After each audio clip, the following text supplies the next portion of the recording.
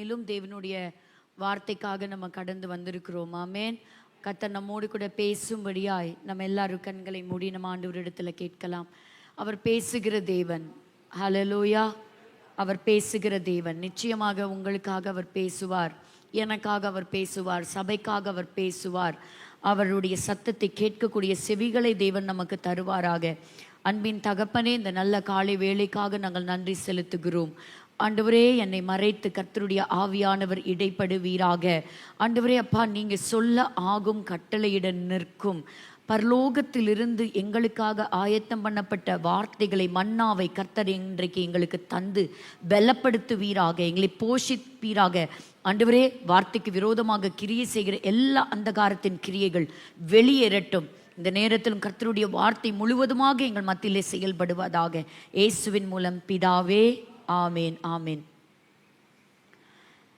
இந்த நாட்களிலே நம்ம பார்க்கக்கூடியது என்ன அப்படின்னு சொன்னால், இயேசு கிறிஸ்து நமக்காக சிலுவையை சுமந்தார், நமக்காக பாடுகளை அனுபவித்தார், மரணத்திற்கு உட்பட்டார், ஜெயமாக மரணத்தை விழுங்கினார். ஹல்லேலூயா. அது எல்லா இடங்கள்லையும் திருச்சபைகளையும் நம்ம பார்க்கிறோம். இயேசு கிறிஸ்துவினுடைய சிலுவை குறித்து, சிலுவை பாடுகளை குறித்து, அவருடைய விலையேற பெற்ற இரத்தத்தை குறித்து, அவருடைய மரணத்தை குறித்து தியானிக்கிறோம். ஆனாலும் இந்த 40 நாட்கள் மட்டுமல்ல, இல்லைன்னா ஏதோ ஒரு வெள்ளிக்கிழமை புனித வெள்ளி என்று சொல்லி இயேசு கிறிஸ்துவினுடைய பாடுகளை அன்னைக்கு மட்டும் நினைக்கிறதில்ல. அது தொடர்ச்சியாக வரக்கூடிய அந்த ஓய்வு நாள், கிறிஸ்து எனக்காக உயிர்த்தெழுந்தார் என்று சொல்லி உயிர்த்தெழுதலின் நாளை கொண்டாடுவது மட்டுமல்ல, ஒவ்வொரு நாளும் இயேசு கிறிஸ்து நமக்கு செய்த விலையேற பெற்ற அந்த தியாகத்தை நினைவு கூர்ந்து நம் வாழ அழைக்கப்பட்டிருக்கிறோம். ஆமேன், ஹல்லேலூயா. இந்த நாளிலும் அவருடைய சிலுவையின் பாடுகளை குறித்து தான் நம்ம இன்னைக்கு தியானிக்க போகிறோம். ஆமேன். ஒரு அர்த்தமுள்ள நாட்களாக இந்த நாட்களை நாம் பயனுள்ளதாக மாற்றிக்கொள்ளலாம். வாசிக்க கேட்கக்கூடிய பகுதி 1 கொரிந்தியர் 6ஆம் அதிகாரம் 20வது வசனம் சொல்லுகிறது. 1 கொரிந்தியர் 6:20, கிரயத்துக்கு கொள்ளப்பட்டீர்களே, ஆகையால் தேவனுக்கு உடையவர்களாகிய உங்கள் சரீரத்தினாலும் உங்கள் ஆவியினாலும் தேவனை மகிமைப்படுத்துங்கள். ஆமென், ஹல்லேலூயா. வசனம் சொல்லுகிறது, you are not your own, for you are bought with a price. உங்களுக்காக ஒரு விலை கொடுக்கப்பட்டிருக்கிறது. கிரயத்திற்கு கொல்லப்பட்டீர்களே. ஹல்லேலூயா. கிரயத்திற்கு கொல்லப்பட்டீர்களே. நான் ஒருவரால் வாங்கப்பட்டிருக்கிறேன் விலை கொடுத்து. ஆமேன். இங்க இருக்கிற ஒவ்வொருவரும், தேவனுடைய வீட்டிலே அமர்ந்திருக்கிற ஒவ்வொருவரும், இந்த சத்தத்தை கேட்டுக்கொண்டிருக்கிற ஒவ்வொருவருக்குள்ள, உங்க இருதயத்திற்குள்ள நீங்க சொல்லுங்க, என்னை ஒருவர் வாங்கி இருக்கிறார், நான் ஒருவருக்கு சொந்தமானவன், சொந்தமானவள். ஆமேன், ஹல்லேலூயா.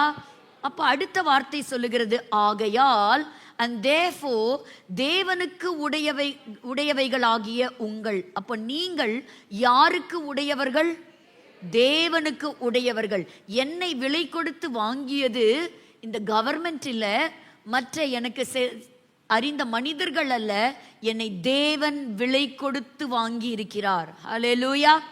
அப்போ இந்த நாட்கள்ல நம்ம பார்க்கிறோம், விலை கொடுத்து வாங்கியவருக்கு நாம் சொந்தம், அவருடைய சித்தத்தின்படி செய்வதற்கு அழைக்கப்பட்டிருக்கிறோம். 3வது பகுதி இந்த வசனம் சொல்லுகிறது, ஒருத்தர் விலை கொடுத்து வாங்கினார் இல்ல, அவருடைய ஆத்மாவுக்கு விலை பேசி இருக்கிறார். அந்த அழியாத ஆத்மாவுக்கு அவர் விலை செலுத்தி இருக்கிறார். நீ எதுவும் செலுத்த வேண்டாம், இட் இஸ் ஃப்ரீ. ஆனால் உனக்கு ஒரு விலை பேசப்பட்டிருக்கிறது. அதனால என்ன செய்யணும்? சரீரத்தினாலும் ஆவியினாலும் உன்னை விலை கொடுத்து வாங்கியவர் அந்த தேவன், அந்த தேவனை நீ மகிமைப்படுத்த வேண்டும். ஆமேன். எப்படி? இந்த பூமியிலே நீ வாழக்கூடிய வாழ்க்கை தேவனை மகிமைப்படுத்தக்கூடிய ஒரு வாழ்க்கை. ஹல்லேலூயா. சோ அவர் எதை கொடுத்து வாங்கினார்? எதை விலையாக கொடுத்தார்? எதை விலையாக கொடுத்திருக்கிறார்? உங்களுக்காக, எனக்காக இந்த விலையேற பெற்ற இரத்தத்தை விலையாக கொடுத்திருக்கிறார். ஹல்லேலூயா. இப்ப இன்றைக்கும் அவருடைய பாடுகள், அவருடைய மரணத்தின் வேதனைகளை சற்று தியானித்து, இன்றைக்கு அவர் நம்மிடத்தில் எதிர்பார்க்கக்கூடிய காரியங்களை நம்ம தியானிக்க போகிறோம். உங்க இருதயத்துல சொல்லுங்க, கிரயத்துக்கு கொல்லப்பட்டவன். கிரயத்துக்கு கொல்லப்பட்டவன். இன்றைய செய்தியின் தலைப்பும் அதுதான், கிரயத்துக்கு கொல்லப்பட்டவர்கள். ஹல்லேலூயா. இந்த உலகத்துல அநேக மக்கள் உண்டு. எல்லாருக்கும் இந்த ஞானம் கிடையாது. எல்லாருக்கும் இந்த ஆசீர்வாதமான இந்த நித்திய ஜீவ வாழ்வை குறிச்சதான அந்த புரிதல் கிடையாது. ஆனால் கிறிஸ்து இயேசுவின் மூலமாக இன்னைக்கு இந்த இடத்திற்குள் நம்ம கடந்து வந்திருக்கிறோம். அதே 1 கொரிந்தியர் 7:23 சொல்லுகிறது, நீங்கள் கிரயத்துக்கு கொல்லப்பட்டீர்கள், மனுஷருக்கு அடிமைகள் ஆகாதிருங்கள். ஹல்லேலூயா. இன்னைக்கு என்னென்ன காரியங்களுக்கெல்லாம் நம்ம அடிமைகளா இருக்கிறோம்னு யோசிச்சு பாருங்க. இன்னைக்கு உலகத்திற்கு நம்ம அடிமைகளா இருக்கிறோம். This is an totally distracting world. நம்மளை பலவித காரியத்திலே நம்முடைய திசைகளை, எண்ணங்களை திசை திருப்பக்கூடிய ஒரு பாவம் நிறைந்த உலகத்துல நம்ம வாழ்கிறோம். பல ஆப்ஷன்ஸ் இந்த உலகம் நமக்கு காண்பிக்குது. And we are free to choose anything. எதை வேணாலும் நம்ம செலக்ட் பண்ணலாம், எப்படி வேணாலும் நம்முடைய வாழ்க்கையை நடத்தலாம். ஒரே ஒரு வாழ்க்கை, அந்த வாழ்க்கையை நான் சந்தோஷமாக வாழ ஆசைப்படுகிறேன், என் இஷ்டம் போல வாழ ஆசைப்படுகிறேன், எனக்கு பிடித்ததை நான் செய்து வாழ ஆசைப்படுகிறேன். அதெல்லாம் இருக்கலாம், அது உலகத்தார் சொல்லலாம். ஆனால் விலை கொடுத்து வாங்கப்பட்ட நீங்களும் நானும், வசனம் சொல்லுகிறது, you belong to somebody else. நீங்கள் இன்னொருவருக்கு சொந்தம். நீ உனக்கல்ல, இன்னொருவருக்கு சொந்தம். நீ சரீரத்தாலும் ஆவியினாலும் அதற்கேற்றபடி நடக்க அழைக்கப்பட்டிருக்கிறாய். அதுதான் உண்மையாகவே அவருடைய இரத்தத்தை உணர்ந்து, அவருடைய தியாகத்தை உணர்ந்து நிற்கக்கூடிய நாம் சிந்திக்க வேண்டிய காரியங்கள். அடிமைகளாகாதிருங்கள். இன்னைக்கு மனிதர்களுக்கு மட்டுமல்ல, இன்னைக்கு அடிமைத்தனம் அப்படின்னு சொன்னா, காலையிலேருந்து ராத்திரி வரைக்கும் நம்மளுடைய வேலைகளே நம்ம ஆராய்ந்து பார்த்தா, இன்னைக்கு தூக்கத்துக்கு அடிமை, இன்னைக்கு உணவு பழக்கங்களுக்கு நம்ம அடிமை, இன்னைக்கு மொபைல் போனுக்கு நம்ம அடிமை, நம்ம நண்பர்களுக்கு நம்ம அடிமை, மற்ற மனுஷர்களுடைய அன்புக்கு அடிமை, நமக்கு வேலை கொடுத்து வைத்திருக்கிறாரே எஜமான், அந்த எஜமானுக்கு அடிமை, இன்னைக்கு வேலைக்கு அடிமை, பல காரியங்கள்ல நம்ம அடிமைகளா இருக்கிறோம். ஆண்டவர் சொன்னாரு, நீ எதற்கும் அடிமையா இருக்கக்கூடாது, உன்னை நான் விலை கொடுத்து நான் வாங்கி இருக்கிறேன். ஹல்லேலூயா, ஹல்லேலூயா. எவ்வளவு ஒரு மிகப்பெரிய சந்தோஷம், நம்மை ஒருவர் விலை கொடுத்து வாங்குவார் என்று சொன்னால். விலை மதிக்க முடியாத தன்னுடைய இரத்தத்தை சிந்தி விலை மதிப்பு இல்லாத நம்மை வாங்கி இருக்கிறார். ஹல்லேலூயா. ஒரு சம்பவம் இந்த காலத்துல சொல்லணும் அப்படின்னு சொன்னா, இந்த சீசனை என்னன்னு சொல்லுவாங்கன்னா, வாலிபர்களை கேட்டிங்கன்னா எல்லாருக்கும் பிடிச்சதான ஒரு கிரிக்கெட் சீசன், ஒரு ஐபிஎல் மேட்ச் நடக்கிறதான ஒரு சீசன். கரெக்டா இல்லையா? அந்த ஐபிஎல்ல ஏகப்பட்ட டீம்ஸ் இருப்பாங்க. அந்த தொடர்ச்சியாக பல நாட்கள், பல மாதங்கள் அந்த கிரிக்கெட் மேட்ச் நடக்குது. அதனால நமக்கு எந்த பிரயோஜனமும் கிடையாது. That is just for an entertainment. ஆனால் அதில் அந்த விளையாடுகிற அந்த விளையாட்டு வீரர்களை அந்த ஒரு பர்டிகுலர் டீம் என்ன செய்கிறாங்கன்னா, விலை கொடுத்து ஆக்ஷனில் எடுக்கிறாங்க. அவங்களுக்காக காசு கட்டுறாங்க, அவங்க பேரில் காசு கட்டுறாங்க. ஒரு காலத்தில் குதிரை மேலே காசு கட்டினாங்க. இந்த குதிரை ஓடி போய் இந்த குதிரை என்ன செய்யும், போட்டியில் ஜெயிக்கும். அதனால ஒரு பிட்டிங், ஒரு கேம்பிளிங் மாதிரி என்ன செய்வாங்க, பணத்தை கட்டி அந்த குதிரை எனக்கு சம்பாரிச்சு கொடுக்கும். சம்பாதிக்காத ஓடாத குதிரை மேலே யாராவது காசு கட்டுவாங்களா? யாரும் கட்ட மாட்டாங்க. அலெக்சாண்டர் த கிரேட் கிட்ட தான் மிக பிரபலமான ஒரு குதிரை இருந்துச்சு. அப்படி குதிரைகள் ஒரு காலத்தில் ஃபேமஸாக இருந்தது. இன்னைக்கு நாம் விளையாட்டுகளுக்கு அடிமைகளாகி இருக்கிறோம் அல்லவா? அதனால அந்த விளையாட்டு நிறுவனத்தில் நடக்க ஒரு சம்பவம் என்ன அப்படின்னா, ஏலத்தில் விளையாட்டு வீரர்களை எடுப்பாங்க. இப்போ நம்ம சென்னைன்னு சொன்னால் என்ன டீமு? CSK team. அதில் நமக்கு தெரியும் யார் யாரெல்லாம் சிறந்த விளையாட்டு வீரர்கள், யாரெல்லாம் நமக்கு பிடிக்கும், யாரெல்லாம் நம்ம அந்த மேட்சை பார்க்குறோம்.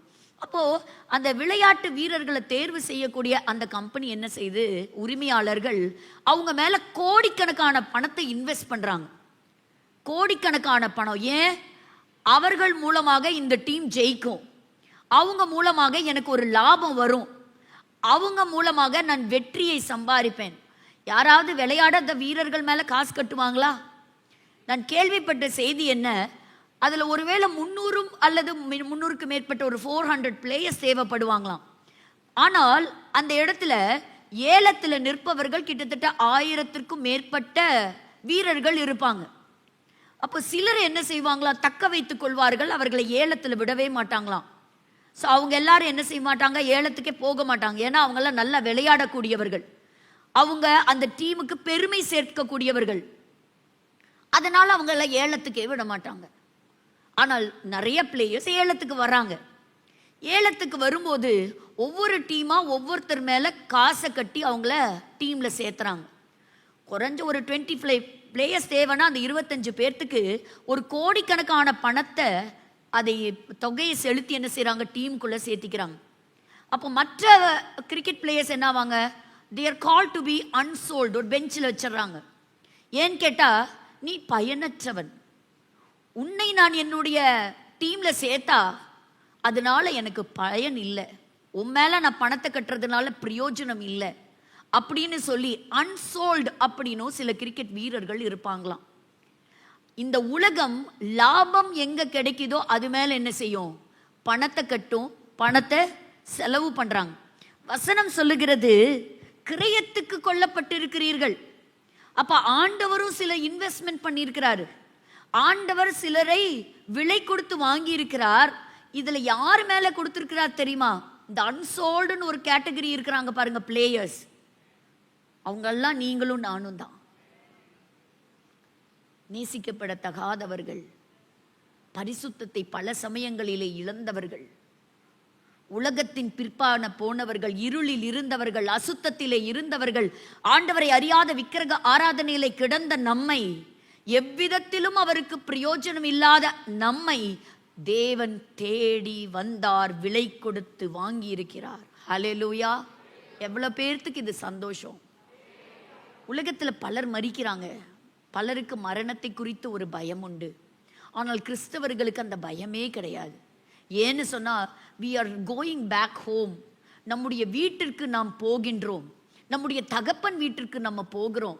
யோவான் 14ஆம் அதிகாரம் முதல் 2 வசனம் இயேசு கிறிஸ்து சொன்னார், நான் போய் உங்களுக்கு ஒரு வாசஸ்தலத்தை நான் ஆயத்தப்படுத்துகிறேன், ஆயத்தப்படுத்தின பிறகு நானே வந்து நான் இருக்கிற இடத்துக்கு நான் என்ன செய்றேன், உங்களை கூட்டிட்டு போறேன். இந்த உலகத்துல நம்ம பார்க்கக்கூடிய ஒவ்வொன்றுக்கும் ஒரு விலை நிர்ணயிக்கப்பட்டிருக்கிறது. ஒரு பிரம்மாண்டமான வீடு, அந்த வீட்டுக்கு எவ்வளவு செலவாச்சு, இவ்வளோ ஆடம்பரமான திருமணம் எவ்வளவு செலவாச்சு. அப்போ இங்க கட்டப்பட்டிருக்கிறதே ஒரு வீடு, நமக்காக தேவன் ஆயத்தம் பண்ணி வைத்திருக்கிறாரே ஒரு வீடு. நான் அந்த வீடு எங்க கட்டப்பட்டிருக்கிறது, நமக்காக ஆண்டவர் பரலோகத்தில் ஆயத்தம் பண்ணி வைத்து கொண்டிருக்கிறார். அந்த வீட்டுக்கு நான் ஒரு நாள் வந்து நான் உங்களை கூட்டிட்டு போறேன் அப்படின்னு சொல்லி ஆண்டவர் நமக்கு ப்ராமிஸ் பண்ணியிருக்கிறாங்க. அதுக்கு என்ன விலை நம்ம கொடுக்கணும், ஒரு விலையும் கொடுக்க வேண்டாம். It is free, it is free, it is free for everybody. ஒவ்வொருவருக்கும் அது இலவசம். ஏன்னு சொன்னா, அதற்கான தொகையை இயேசுவானவரே செலுத்தி விட்டார். ஹல்லேலூயா! இந்த நாட்கள் அவருடைய பாடுகளை நினைவு கூறுகின்றோமே, அவர் நமக்கு செய்திருக்கிற தியாகங்கள், அவர் நமக்காக ஏற்படுத்தி வைத்திருக்கிற ஆசீர்வாதங்களும் நன்மைகளும் பெரியது. இயேசு கிறிஸ்து எப்படி விலை கொடுத்தார், என்னென்ன பகுதிகளில் அவர் விலை கொடுத்தார் அப்படிங்கிறத தான் இன்னைக்கு நம்ம பார்க்க போகிறோம். அப்போ இன்னைக்கு எப்படி வேணா வாழலாம். It is not the true freedom. எனக்கு பிடிச்ச மாதிரி வாழ்றதல்ல, என்னை விலை கொடுத்து ஒரு எஜமான் வாங்கினாரே, அவருக்கு பிரியமாய் வாழ்வதுதான் விலை கொடுத்து வாங்கியதற்கு அர்த்தம். ஒரு நிமிஷம் உங்க வாழ்க்கையை சிந்திச்சு பாருங்க, நான் தேவனுக்கு மகிமை உள்ள ஒரு பாத்திரமா நான் இருக்கிறேனா, நான் ஆண்டவர் எனக்கு விலை கொடுத்து வாங்கினாரே அந்த விலைக்கு நான் உத்தரவாதமாக நான் இருக்கிறேனா. ஒரு வசனம் மத்தேயு 21:43, மத்தேயு 21:43 சொல்லுகிறது, ஆகையால் தேவனுடைய ராஜ்யம் உங்களிடத்திலிருந்து நீக்கப்பட்டு அதற்கு ஏற்ற கனிகளை தருகிற ஜனங்களுக்கு கொடுக்கப்படும். ஹல்லேலூயா! தேவனுடைய ராஜ்யத்தின் ஊழியக்காரன் என்று சொல்லலாம். ஆராதனை வீரர்கள், தவறாத விசுவாசிகள், பல காரியங்கள் நான் செய்திருக்கிறேன். ஆனால் தேவன் நம்மிடத்தில் விலை கொடுத்தாரே, நம்மிடத்தில் எதிர்பார்ப்பது கனிகளை. அவருக்காக நாம் என்ன செய்தோம், நம்முடைய வாழ்க்கை எப்படி இருந்தது, நம்ம சாட்சி எப்படி இருக்குது. இன்னைக்கு அசுத்தம் நிறைந்த உலகம்தான், பல காரியங்களுக்கு அடிமைகளா நம்ம இருக்கிறோம். ஆனால் தேவன் சொல்லுகிறார், தேவனுடைய ராஜ்யம் உங்களிடத்தில் நீக்கப்பட்டு அதற்கேற்ற கனிகளை தருகிறவரை தேடுகிறார், அவர்களிடத்தில் ஒப்பு கொடுப்பார். ஆண்டவர் நமக்கு கொடுத்திருக்கிற தாளந்துகள், நமக்கு கர்த்தர் கொடுத்திருக்கிற நேரம், நமக்கு ஆண்டவர் கொடுக்கிற ஆப்பர்ச்சுனிட்டியை ஒரு நாளும் மிஸ் பண்ணக்கூடாது. ஏன்னு சொன்னா அவருக்கு நம்ம பிரயோஜனமா இருப்போம் அப்படிங்கிற ஒரு நம்பிக்கையோடு நம்மை விலை கொடுத்து வாங்கியிருக்கிறார். என்ன தகுதி இருக்கு யோசித்து பாருங்கள். நம்மை விட படித்தவர்கள், நம்மை விட அழகானவர்கள், நம்மை விட நல்லவர்கள், நம்மை விட பொதுநல சேவைகளை செய்கிறவர்கள், கோடி கோடியான ஜனங்கள் கொட்டி கிடக்கிறார்கள் இந்த பூமியிலே. ஆனாலும் அவர் நம்மை தேடி வந்தாரே, அதுதான் அவர் நம் மீது வைத்த அன்பு. Hallelujah. It's God's absolute love and mercy. எத்தனை பேர் நம்புறீங்க? நம்முடைய ரத்த சம்பந்தத்திலே இன்னும் நிறைய பேர் ரட்சிக்கப்படலை. இன்னொன்று, நம்மளுடைய நண்பர்கள் மத்தியில் நிறைய பேர் ரட்சிக்கப்படுற, நம்ம வாழ்ற பக்கங்கள்ல ரட்சிக்கப்படலை. ஆனா கர்த்தர் நம்மை ரட்சித்திருக்கிறார். அதற்கு விலையாக தன்னையே அவர் கொடுத்திருக்கிறார். கரங்களை தட்டி ஆண்டவருடைய நாமத்தை நம்ம ஒரு விசை கூட மகிமைப்படுத்தலாம். எல்லாருக்காக கர்த்தர் என்ன செய்தாரு? தன்னுடைய ரத்தத்தை சிந்தினார். பாருங்க, ஆண்டவர் சொல்லக்கூடிய ஒரு காரியம் லூக்கா 4:43 சொல்லுகிறது. லூக்கா the purpose of his calling, இயேசு கிறிஸ்து சொல்லக்கூடிய அந்த வார்த்தைகளை கவனிக்கலாம். அவரோ அவர்களை நோக்கி, நான் மற்ற ஊர்களிலும் தேவனுடைய ராஜ்யத்தை குறித்து பிரசங்கிக்க வேண்டும், நான் ராஜ்யத்தை குறித்து பிரசங்கிக்க வேண்டும், இதற்காகவே அனுப்பப்பட்டேன் என்றார். இயேசு கிறிஸ்து இந்த பூமிக்கு வரும்பொழுது ஒரு நோக்கத்தோடு வந்தார், ஒரு பர்பஸோட வந்தார். நான் பிரசங்கிக்க வேண்டும், அதற்காகவே நான் அனுப்பப்பட்டேன் என்று சொன்னார். உங்கள் மீது ஒரு தரிசனம் இருக்கிறது அல்லவா? எத்தனை பேர் யோசிச்சு பார்த்திருக்கிறீங்க, ஆண்டவரே என் மேல வச்சிருக்கிற தரிசனம் என்ன? What is my purpose of calling? என்னை ஏன் இந்த சபையிலே கொண்டு வந்து அமர வைத்திருக்கிறீர்? ஏன் இந்த சத்தத்தை இன்றைக்கு என் செவிகள் கேட்டுக்கொண்டிருக்கிறது? நான் செய்ய வேண்டிய ஊழியங்கள் என்ன? நான் வாழ வேண்டிய வாழ்க்கை என்ன? என்னை விலை கொடுத்து வாங்கியவருக்கு நான் என்ன பதில் சொல்ல போகிறேன்? வெறும் கையாய் உம்மை சந்திப்பேனா, அல்லது எனக்காக நியமிக்கப்பட்ட பாதைகளை நான் கடந்து போய் என் சிலுவையை சுமந்து கொண்டு செய்து முடித்த பாத்திரமாக நிற்கப் போகிறேனா? தீர்மானிக்க வேண்டியது நீங்களும் நானும் இன்றைய காலை பொழுதுல. அவருடைய வருகை சமீபம். he is coming back. நமக்கு பரலோகம் நிச்சயங்க, அதுல சந்தேகம் கிடையாது. கிருபையினாலே நம்ம போவோம். அவருடைய இரத்தத்தினாலே நம்முடைய பாவங்கள் கழுவப்பட்டு நம்ம நீதிமான்கள் ஆக்கப்பட்டிருக்கிறோம். ஆனால் இயேசு கிறிஸ்து அவர் சொல்லுகிறார், ராஜ்யத்தை குறித்து பிரசங்கிக்க, I am here to share the kingdom of God, the gospel. அதை ஆரம்பித்தவர் தன்னுடைய மரணத்தின் தருவாயிலும் சிலுவையிலும் அதை விட்டுவிடவில்லை. கடைசி பொழுதிலும் கள்ளனுக்கும் அந்த சுவிசேஷத்தை சொல்லிதான் அவர் கண்களை மூடினார். கடைசி நொடியிலே ஒரு கள்ளன் ரட்சிப்பை சுதந்தரித்தான். மார்பிலே சாய்ந்தவன், பணப்பைக்கு சொந்தக்காரன், கர்த்தருடைய ஊழியத்திலே பங்கு பெற்றவன், அற்புதங்களையும் நிகழ்த்தி காட்டிய யூதாசோ அந்தோ பரிதாபம் இழந்து போனான். விலை கொடுத்து வாங்கினார். சிலர் அதை இழந்து போகிறார்கள், சிலர் அதை சுதந்திரித்துக் கொள்ளுகிறார்கள். நீ எந்த பங்கில் சேர்ந்தவள்? இந்த காலை பொழுதுல கிறிஸ்து எனக்காக மரித்தாரா? எல்லாரும் சொல்வோம், ஐ லவ் ஜீசஸ், எனக்கு இயேசுவை ரொம்ப பிடிக்கும், நான் இயேசுவுக்காக வாழ்றேன், இயேசுவுக்காக செய்கிறேன். ஆனால் வேதம் சொல்லுகிறது, நம்முடைய கிரியைகளை அவர் நிறுத்து பார்க்கிறார், தராசிலே வைத்து பார்க்கிறார், தராசிலே வைத்து பார்க்கிறார். சற்று தியானிக்கலாம். அவர் நமக்காக செய்த சில தியாகங்களை நம்ம பார்க்கலாம். ஏன் இந்த பூமிக்கு வந்தார்? ஏன் இந்த காரியம்? யோவான் 3:36 சொல்லுகிறது, குமாரனிடத்தில் விசுவாசமாய் இருக்கிறவன் நித்திய ஜீவன் உடையவனாய் இருக்கிறான். நித்திய ஜீவன் உடையவனாய் இருக்கிறான். the eternal life. இந்த சரீரத்திற்கு அழிவு உண்டு, ஆனா நம்முடைய ஆன்மாவுக்கு அழிவு இல்லை. இந்த ஆத்மாவை அழிக்கவே முடியாது. இந்த ஆத்மா ஏதோ ஒரு இடத்துல போய் சேரணும். பரலோக ராஜ்யத்தை சுதந்திரிக்கலைன்னா டிஃபால்ட்டா எங்க போக வேண்டி இருக்கும்? பாதாளத்திற்குள்ளாக போக வேண்டியும், அந்த கொடிய நரங்கத்திற்குள்ளாக இறங்க வேண்டி இருக்கும். நித்திய ஜீவனை வாக்களித்திருக்கிறார், நித்திய ஜீவனுக்காக நம்மை அழைத்திருக்கிறார். அதோட பூமியில இருக்கும் போதே என்ன செய்யணும்? ஆயத்தப்படணும். விலை கொடுத்து வாங்கினார், விலை கொடுத்து வாங்கி இருக்கிறார். முதலாவது இந்த இந்த இந்த நமக்கு எங்கெல்லாம் அவர் இந்த விலை கொடுத்தாருங்கிறத பார்க்குறோம். நம்ம எப்பவுமே சொல்ற காரியம் என்னன்னா, சாதாரணமா இயேசு சிலுவையில் என்னை விலை கொடுத்து வாங்கினார். இன்றைக்கு வாசித்த சங்கீதம் 18வது அதிகாரத்தில் ஒரு வசனம், வானங்களை தாழ்த்தி அவர் இறங்கினார். அவர் எங்கே இருந்தார்?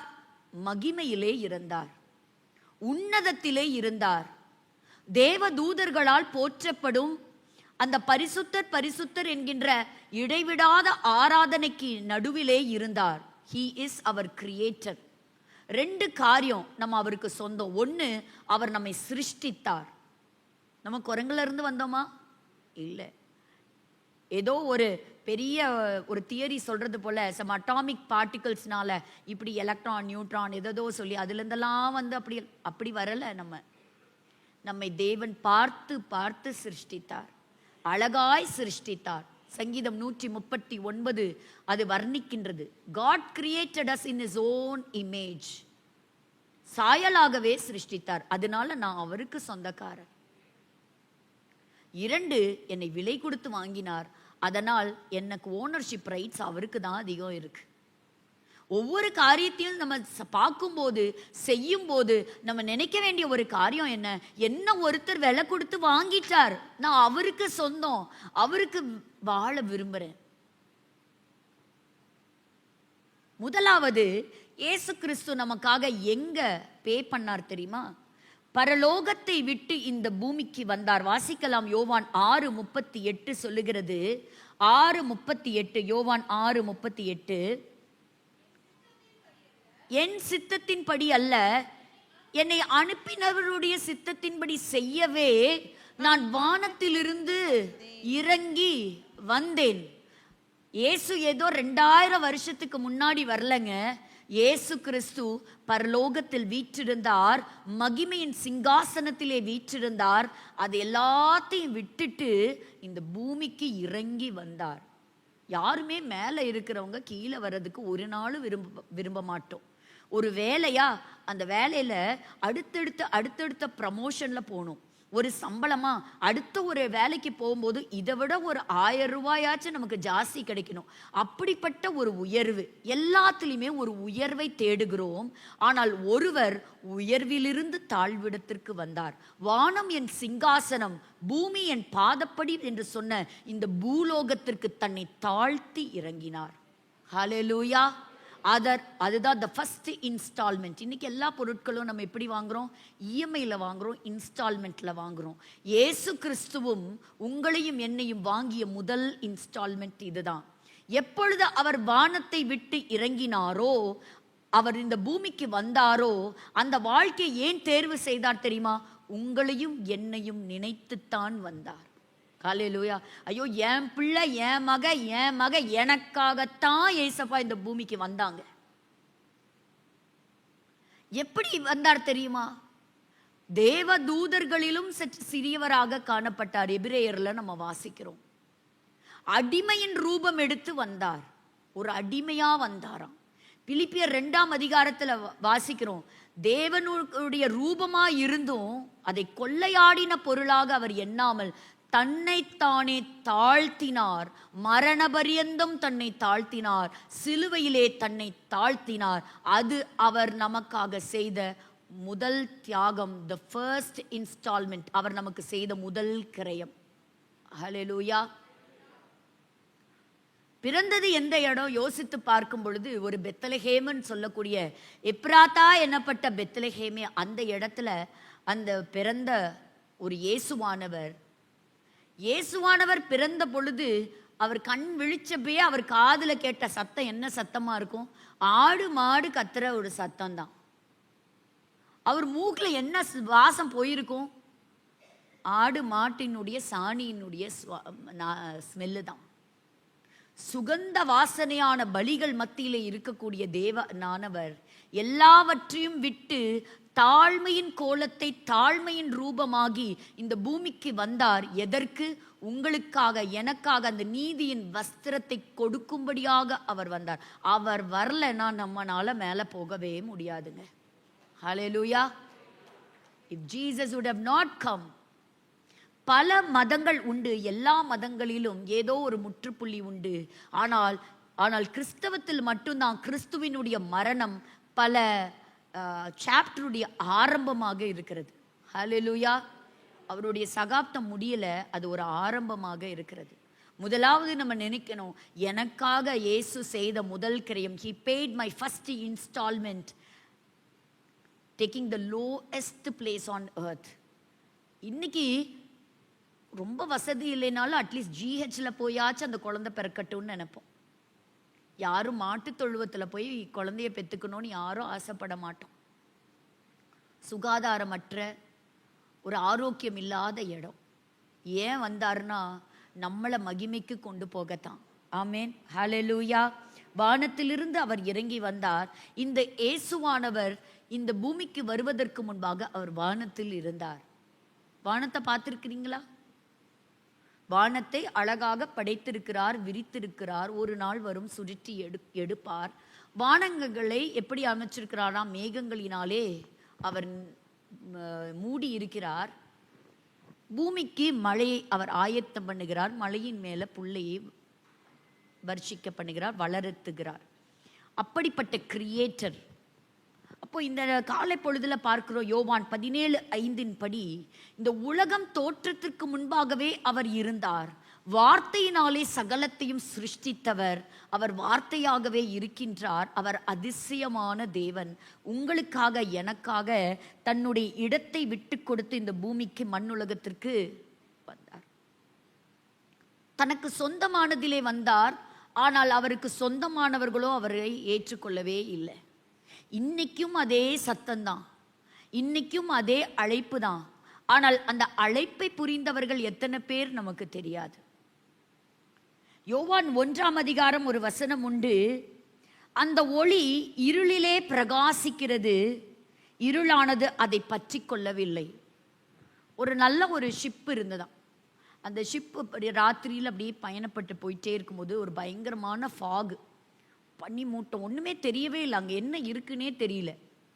அந்த மாலுமிக்கு எப்படி அந்த படகை செலுத்தி கொண்டு போகிறதுனே தெரியல, அவ்வளோ ஃபாகு. தன்னுடைய பார்வையிலிருந்து கொஞ்சம் தூரம் டிஸ்டன்ஸ் மட்டும்தான் அவருக்கு தெரியுது. அதுக்கு மேலே என்ன இருக்குன்னே அவருக்கு தெரியவே இல்லை. நேராக போய் அங்கிருந்த ஒரு பாறையில் இடிச்சிட்டார்.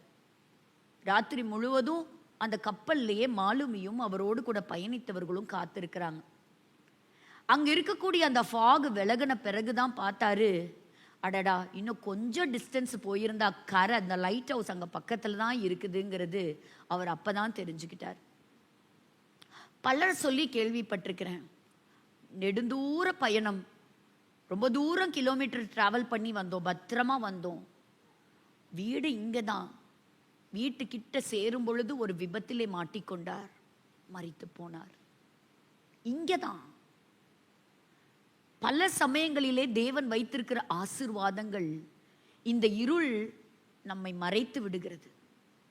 இந்த உலகத்தின் பாடுகள், இந்த உலகத்தின் ஸ்ட்ரெஸ், உலகத்தின் கவலைகள், தேவன் வைத்திருக்கிற ஆச்சரியமான திட்டங்களும் நன்மைகளும் பல சமயங்களில் இந்த இருள் நம்மை மறைத்து விடுகிறது. ஹல்லேலூயா. ஆண்டவர் முதலாவது நமக்காக செய்த என்னது? ஆண்டவர் நமக்காக இந்த பூமிக்கு வந்தார். வானங்கள் வழியாக அவர் வந்தார். வானங்களை கிழித்து இயேசு இந்த பூமிக்கு இறங்கி வந்தார். தாழ்விடத்திற்கு அவர் இறங்கினார். இப்போ வானம்னு சொல்லும் பொழுது ஒரு வானத்தில் நம்ம பார்க்கிறோம், பறவைகள் பறக்கிறத நம்ம பார்க்கிறோம், அது ஒரு வானம். இந்த பூமி தாண்டி இன்னொரு கேலக்சி உண்டு. அதில் தான் நம்ம என்ன செய்கிறோம்? சூரியன் இருக்கு, ஒரு ஆர்பிட் இருக்கு, நம்மளை சுற்றி எல்லாம் என்ன செய்யுது? இந்த பூமி சுற்றி வருகிறத நம்ம பார்க்கிறோம். ஆனால் நம்மளுடைய சொந்த கண்கள்னால என்ன செய்ய முடியாது? சூரியனையோ மார்ஸையோ செவ்வாய் கிரகத்தையோ எதையும் நம்ம பார்த்ததில்லை. ஆனால் இப்போ நம்ம வாழ்கிற காலம் எப்படி இருக்குன்னா, விஞ்ஞானங்கள் வளர்ந்து இன்னைக்கு ஒரு பெரிய வளர்ச்சியை தொட்டு இன்னைக்கு அதிகமான பேர் இன்னைக்கு விண்வெளிக்கு போயிட்டு வர்றதை ரொம்ப சுலபமாக்கி இருக்கிறாங்க. அதை சமீபமாக வெளியே வந்த நியூஸில் கூட நம்ம பார்த்தோம். அது சுனிதா வில்லியம்ஸாக இருக்கட்டும், வில்மோரா இருக்கட்டும், அவங்க 9 மாத காலங்கள் அந்த ஸ்பேஸில் இருந்துட்டு திரும்பி வந்தாங்க. அந்த ஸ்பேஸுக்கு போன அந்த பயணமும் அவங்க பத்திரமா திரும்பி வந்ததையும் அதை படித்து பார்த்தாலே, அதை கேள்விப்பட்டாலே ரொம்ப ஆச்சரியமாக இருக்குது. அங்கிருந்து போகக்கூடிய அந்த ஸ்பேஸ் கிராஃப்ட், அதை எப்படி சொல்கிறாங்க? அதாவது யாரை வேணாலும் ஏற்றி கொண்டு போகலாமா அப்படின்னு சொன்னா யாரை வேணாலும் ஏற்றிட்டு போக முடியாதான். ஒரு இன்டர்வியூல கேட்கும் பொழுது சுனிதா சொல்றாங்க, நீங்கள் ஒரு வீரரை, அதாவது ஒரு விளையாட்டு வீரரை உங்க கூட நீங்க விண்வெளிக்கு கூட்டிட்டு போகணும், ஆகாயத்துக்கு கூட்டிட்டு போகணும் அப்படின்னு சொன்னா நீங்க யாரை கூட்டிட்டு போவீங்க அப்படின்னு கேட்கும்போது அவங்க சொன்னாங்க, இது ஒரு கடினமான கேள்வி.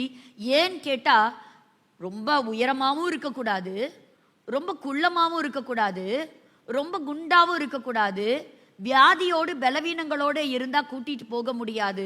பிகாஸ் அந்த ஸ்பேஸ்ல நமக்கு எந்த டாக்டர்ஸும் கிடையாது. ஏன்னா இங்கிருந்து போகும்போதே அந்த ஸ்பேஸ் கிராஃப்டை எப்படி டிசைன் பண்றாங்களா, அவங்களுடைய சரீரத்திற்கு ஏற்றாற் போல் அந்த சீட்டை அவங்க தயாரிக்கிறாங்க.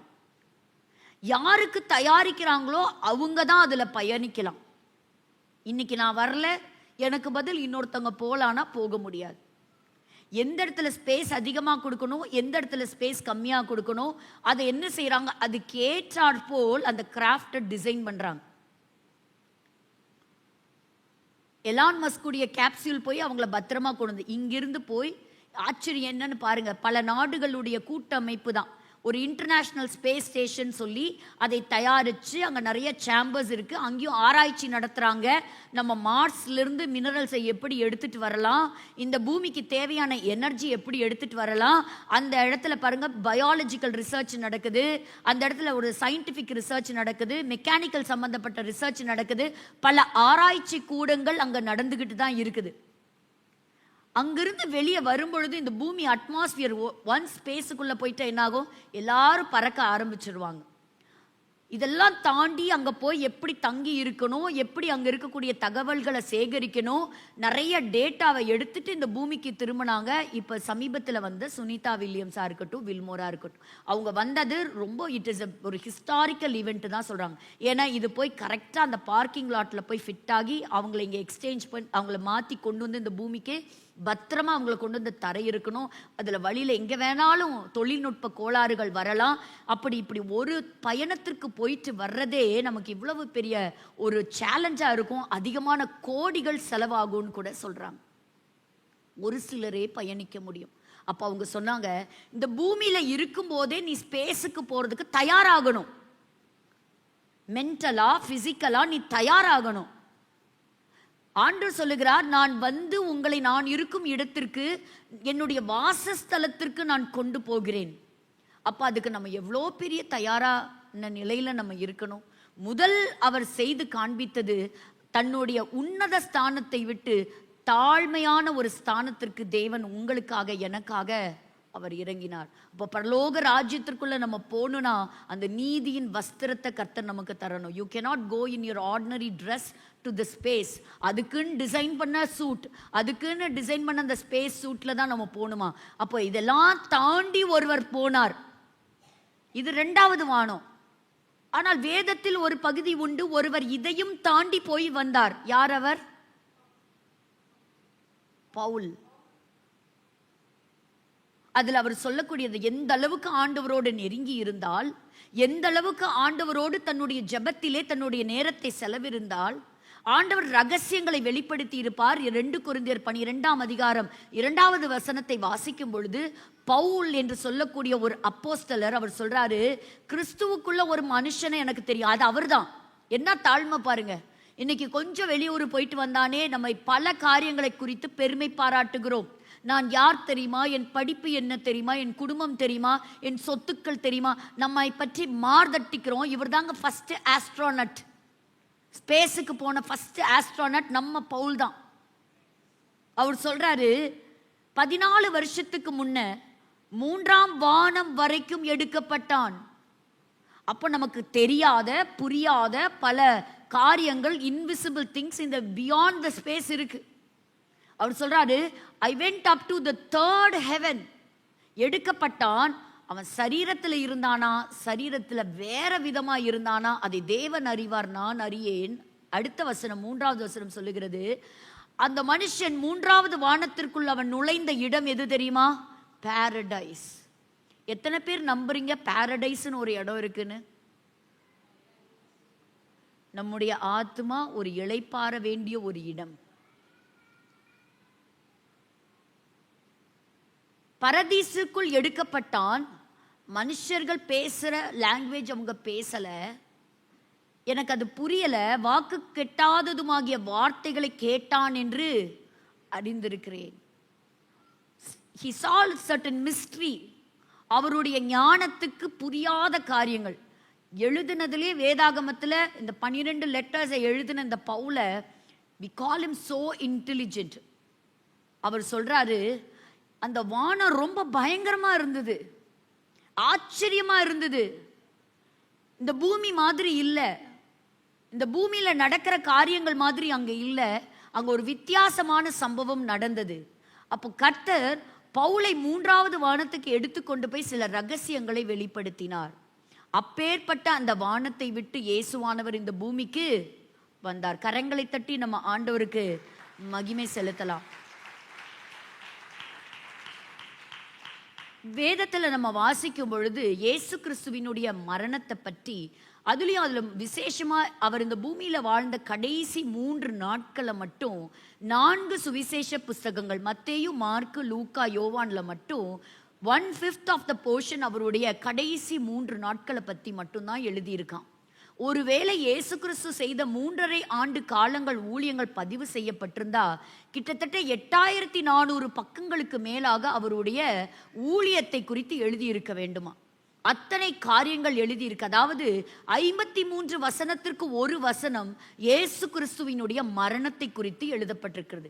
இயேசு கிறிஸ்து இந்த பூமிக்கு வந்தது உண்மை, இயேசு கிறிஸ்து நம்முடைய பாடுகளுக்காக அவர் பாடுகளை அனுபவித்ததும் உண்மை, அவர் மரித்ததும் உண்மை, அதை காட்டிலும் அவர் உயிரோடு கூட எழும்பினதும் உண்மைதான்.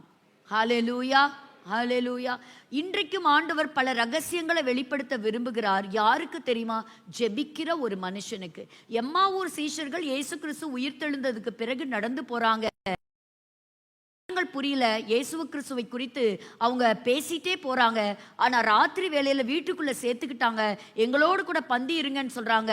அவர் ஜெபித்த பொழுது அவர்களுடைய கண்கள் திறக்கப்பட்டது. எத்தனை பேர்த்துக்கு ஆசை, இன்னும் இந்த வேதத்திலிருந்து எத்தனையோ ரகசியங்கள் இன்னும் வெளிவராம இருக்கு.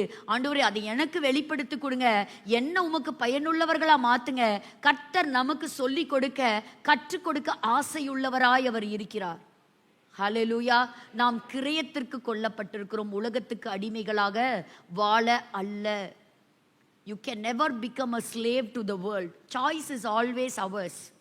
இரண்டாவதாக நம்ம பார்க்கிறோம், இயேசு கிறிஸ்து நமக்கு அவர் செய்த இரண்டாவது காரியம், பிசாசை எதிர்கொண்டு சோதனைகளை ஜெயித்தார். வனாந்திரத்தில் இயேசு கிறிஸ்து ஞானஸ்நானம் பெற்ற உடனே பரிசுத்த ஆவியானவரால் வனாந்திரத்துக்கு சோதிக்கும்படி கொண்டு போகப்பட்டார்.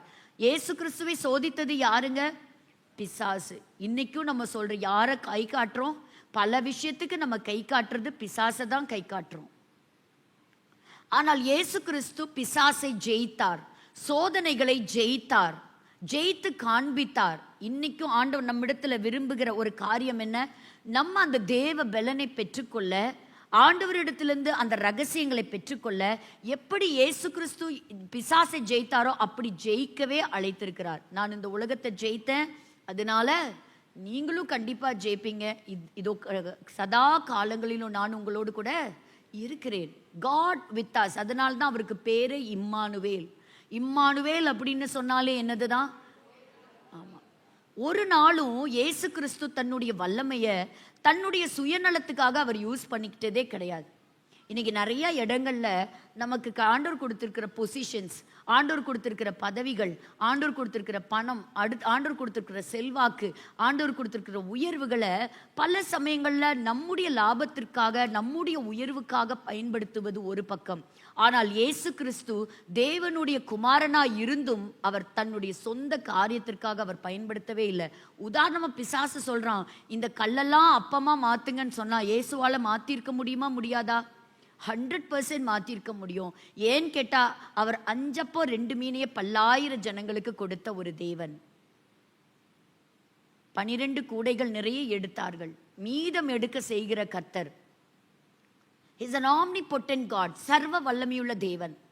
அவருக்கு முன்பாக பிசாசுகள் நடுங்கினது. நடுங்குச்சா இல்லையா?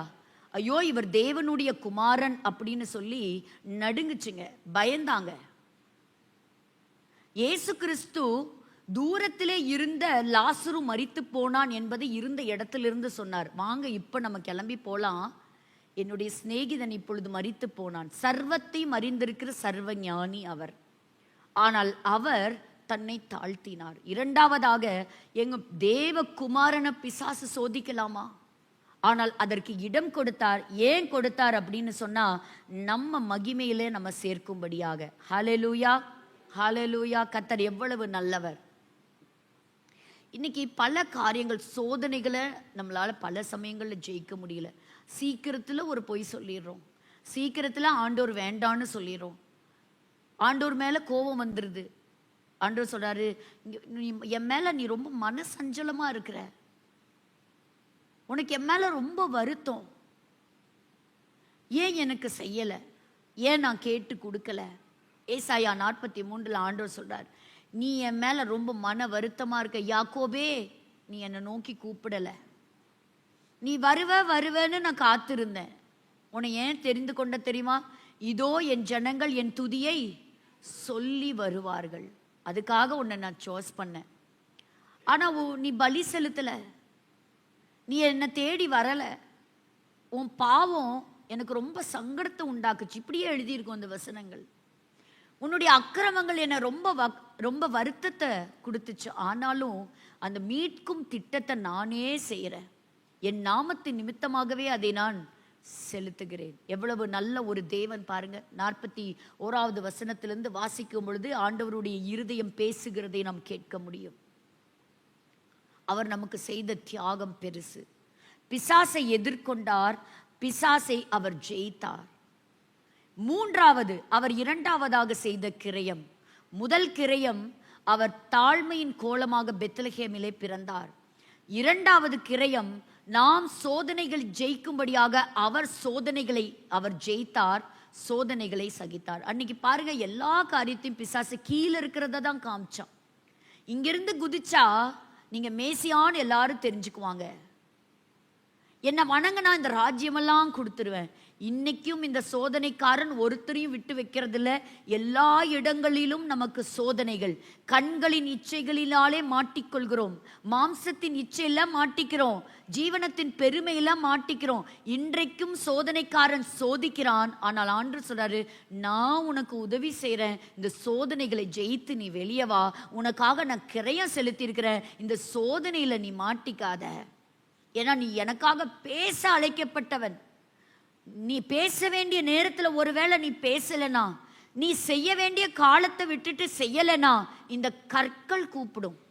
உன்கிட்ட இருந்து ராஜ்யம் பறிக்கப்பட்டு கனிகள் கொடுக்கிறவங்க கிட்ட போயிடும். ஆண்டவர் சொல்ற, சோதனையில் நீ ஜெயிக்கணும். உலகத்தார போல இல்லைங்க நாம. இயேசு கிறிஸ்துவினுடைய தியாகத்தை நினைவு கூறுகிறோமே. எனக்காக இயேசு கிறிஸ்து பிசாசை அவர் சந்தித்தார். நானும் இன்றைக்கு சர்வாயுத வர்க்கத்தை அணிந்தவளாக பிசாசின் சோதனைகளை ஜெயிக்க அழைக்கப்பட்டிருக்கிறேன். ஏன்னு கேட்டா, நம்ம நித்திய ஜீவனுக்கு போக அழைக்கப்பட்ட பாத்திரங்கள். ஹல்லேலூயா. கவனிக்கிறீங்களா? இது இரண்டாவதாக ஆண்டவர் நமக்காக செலுத்திய கிரயம்.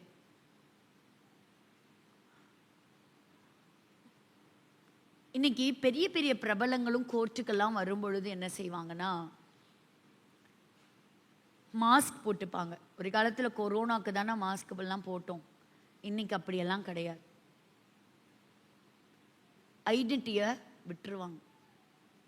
அப்போ அவங்க ஒரு வார்த்தை சொல்லுவாங்க. இப்போ உதாரணமாக தோனிங்கிற ஒரு பேர் எடுக்கிறேன். It is not just a name, it is a brand. கரெக்டா இல்லையா?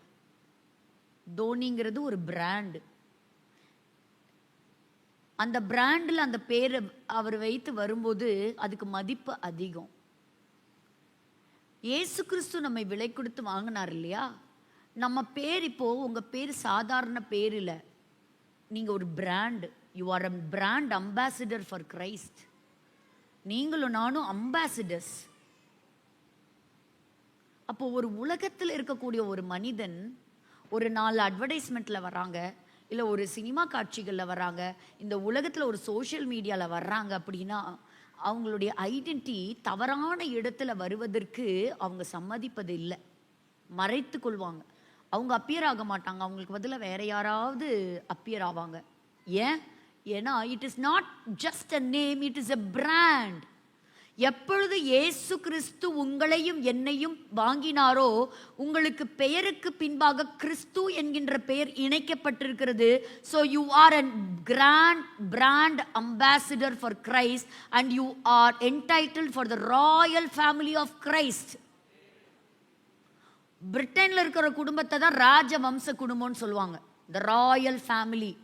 இன்னைக்கும் பாருங்க, சார் அப்படின்னு தான் முன்னாடி போடுவாங்க, மற்றவங்களுக்காச்சும் பிரசிடென்ட் அப்படின்னு போடுவாங்க.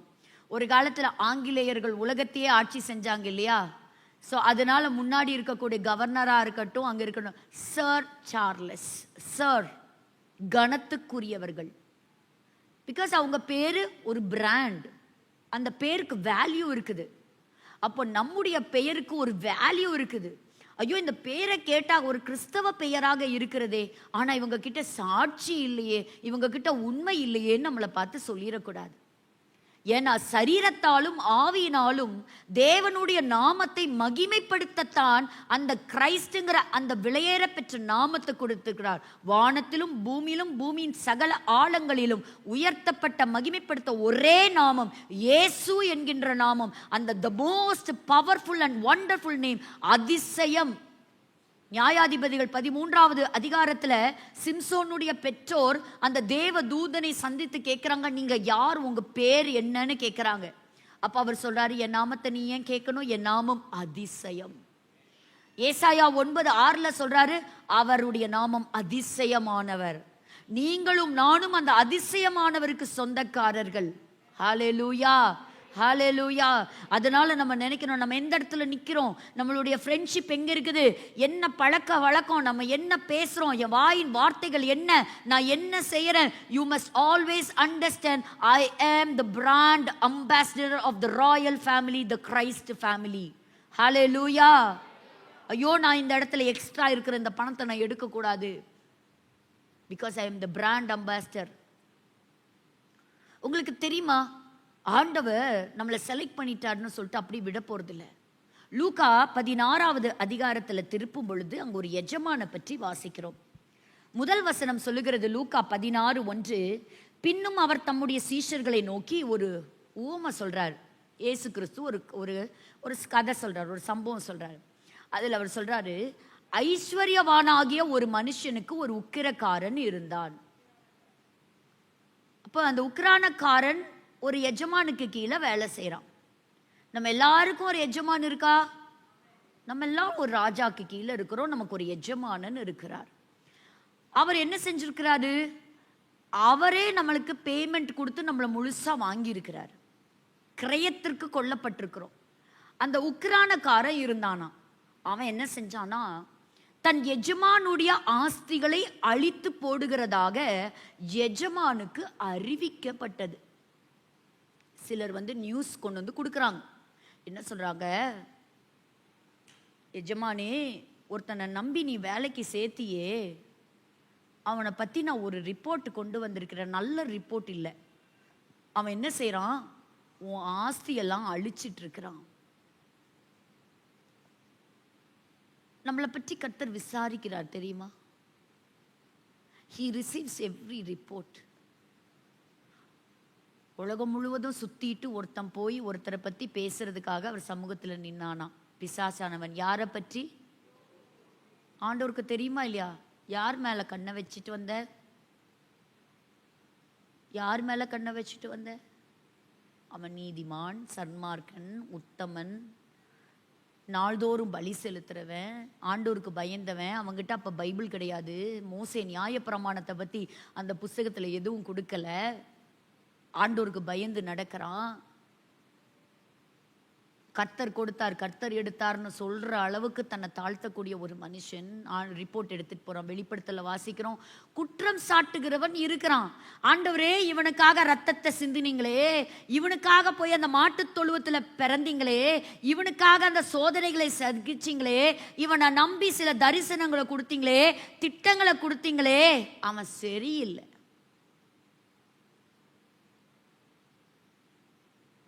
நம்மை குறித்து விசாரிக்கிற ஒரு தேவன். இன்னைக்கு ரீல்ஸுக்கு அடிமைகளா இருக்கிறோம், சாப்பிடும்போதும் ரீல்ஸ், டாய்லெட் போனால் ரீல்ஸ். மொபைல் இல்லாமல் நம்மளால் வாழவே முடியாதுங்க. மனிதன் பாதி, மொபைல் பாதி. ஆண்டவரே, அவனுக்கு தேட டைம் இல்லை. அவனுக்காக நீங்க இவ்வளோ தியாகம் செஞ்சீங்க. அவன் ரொம்ப பிஸி. அதிகாலையில் அதான் ஏசாயா 43 சொல்ற, நீ பலி செலுத்துவேன்னு நான் உனக்காக காத்திருந்தேன், நீ பலி செலுத்தல. நீ என்னை கூப்பிடுவேன், நான் உனக்காக வெயிட் பண்ணேன், நீ என்னை கூப்பிடல. ஆராதிக்கும் போது கை உயர்த்துவேன்னு நினைச்சேன், நீ உயர்த்தல. நான் வெயிட் பண்ணேன். உக்ரானக்காரனை குறித்து ரிப்போர்ட் எஜமானு ரிசீவ் பண்றாரு. என்ன ரிசீவ் பண்றாரு? நீங்க கொடுத்த தரிசனம் எங்கே? ஆண்டவர் உனக்கு கொடுத்த அபிஷேகம் எங்கே? ஆண்டவர் உனக்கு கொடுத்த தாளந்துகள் எங்கே? ஆண்டவர் உனக்காக ஏற்படுத்தி கொடுத்த வாய்ப்புகள் எங்கே? ஆண்டவர் உனக்கு கொடுத்த கால சூழ்நிலைகள் எங்கே? ஆண்டவர் உனக்கு கொடுத்த ஆஸ்தி, ஆசீர்வாதங்கள், பணங்கள், ஐஸ்வர்யங்கள் எங்கே? ஆண்டவரே, அதை அவன் சொந்தத்திற்காக, அவனுடைய சுயநலத்திற்காக அவன் செய்கிறான். உம்முடைய ஆஸ்தியை அழித்து கொண்டிருக்கிறான் அப்பா.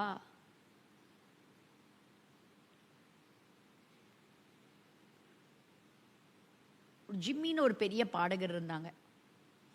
ரொம்ப ஒரு பப்ளிக் ஃபிகர். ஒரு காலகட்டத்தில் அந்த பாடுற அதுலேருந்து வெளியே வந்து விட்டாங்க. அப்போ எல்லாரும் கேட்டாங்க, இப்படி உச்சத்தில் இருக்கும்போது நீங்கள் இதை வந்து விட்டுட்டீங்களே அப்படின்ட்டு. ஒரு கடற்கரை ஓரத்தில் உட்காந்து சொன்னாங்க, என் வாழ்க்கையில் இந்த சன்செட்டை கூட நான் வந்து ஒரு பப்ளிக் பர்சனாக இருக்கும்போது நான் பார்த்ததில்லை. ஒரு பப்ளிக் பர்சனுக்கு ப்ரைவேட் லைஃபே கிடையவே கிடையாது. ரெண்டாவது, அவங்களுடைய மடியில் ஒரு வேத புஸ்தகம் இருந்துதான். வேதத்தை வாசிக்க வாசிக்க ஒவ்வொரு நாளும் இந்த புஸ்தகம் எனக்கு புதுசாக இருக்குது. ஆனால் இதை ரொம்ப நாள் நான் தேடாமையே விட்டுட்டேன். அதான் ரொம்ப அழகாக சொல்லுவாங்க, learn it, love it, live it. வேதத்தை கற்றுக்கொள், படி. வேதத்தை நேசி, லவ் இட். வேதம் காட்டுகிற வழியிலே வாழ், லிவ் இட். ஆனால் காலம் போயிருச்சு, எனர்ஜி போயிருச்சு, மூட்டு வலி வந்துருச்சு, கை கால் வலி வந்துருச்சு, ஞாபக சக்தி குறைஞ்சிருச்சு, கண்ணில் பார்வையில் கோளாறு வந்துருச்சு. இப்போ உட்காந்து கஷ்டப்பட்டு அந்த வெளிச்சத்தில் படிக்க முயற்சிக்கிறோம், படிக்கவே முடியலை. ஒரு மிஷினரி அம்மா சொன்னாங்க, படிக்கிற காலத்தில் நான் வசனங்களை நான் வச்சுக்கிட்டேன், என் எல்லாத்தையும் என் இருதயத்தில் எழுதிக்கிட்டேன். ஏன்னா ஆண்டவரை தேடாத, வேதத்தை பகிரங்கமாக வாசிக்க முடியாத ஒரு குடும்பத்தில், ஒரு தேசத்தில் நான் இருக்கிறேன். அதனால் முடிஞ்ச அளவுக்கு நான் இந்த வசனங்களை ஞாபகப்படுத்தி நான் வந்து கற்றுக்கொண்டு அதை நான் மனப்பாடம் பண்ணியிருக்கிறேன். இந்த வேதம் என் கையை விட்டு இந்த புஸ்தகத்தை அவங்க பறித்தாலும் என் இருதயத்தில் எழுதியிருக்கிற இந்த வசனத்தை யாருமே திருட முடியாது. ஒரு காலத்தில் வசனம் வாசித்து மனப்பாடம் பண்ணி படிச்சுட்டியா, படிச்சுட்டேன்னு சொன்னால் சாப்பாடு கொடுத்தாங்க. இன்னைக்கு வசனங்களை வாசிங்கன்னா எதிர்த்து பேசுறாங்க. உங்களுக்கு தெரியுமா, நாங்கெல்லாம் ஜோம் பண்ணிட்டு தான் இருக்கோம். ஏன் நான் படிக்கலையா? கரெக்டா இல்லையா? சரி, சொல்ற பெரியவங்க நாம படிக்கிறோமா? உக்ரானக்காரனை குறித்து எஜமானுக்கு ரிப்போர்ட் வருது. நமக்கும் எஜமானன் இருக்கிறார், அவர் நம்மை விலை கொடுத்து வாங்கினவர். அவர் ஒரு நாள் கேட்பார், உன்னை நம்பி நான் எவ்வளோ பொறுப்புகளை கொடுத்தேன், உன்னை பற்றி எனக்கு ரிப்போர்ட் இப்படி வருது. அடுத்த வசனம் வாசிக்கலாம். 2வது வசனம், அறிவிக்கப்பட்டது, அப்பொழுது எஜமான் அவனை வரவழைத்தான், உன்னை குறித்து நான் இப்படி கேள்விப்படுகிறது என்ன. சரி, நம்ம எல்லாம் ஒரு நாள் ஆண்டவரை மீட் பண்ண போறோம். மீட் பண்ணும்போது என்ன ரிப்போர்ட் நம்மளை பத்தி படிப்பாரு? உங்களை பத்தி என்ன ரிப்போர்ட் படிப்பாருன்னு நினைக்கிறீங்க? நான் எப்பவுமே யோசிப்பேன், ஆண்டவரே, நான் உனக்கு எந்த விதத்திலையும் நான் பையனா இல்லவே இல்லை. நிறைய காலங்களை வேஸ்ட் பண்ணிட்டேன்.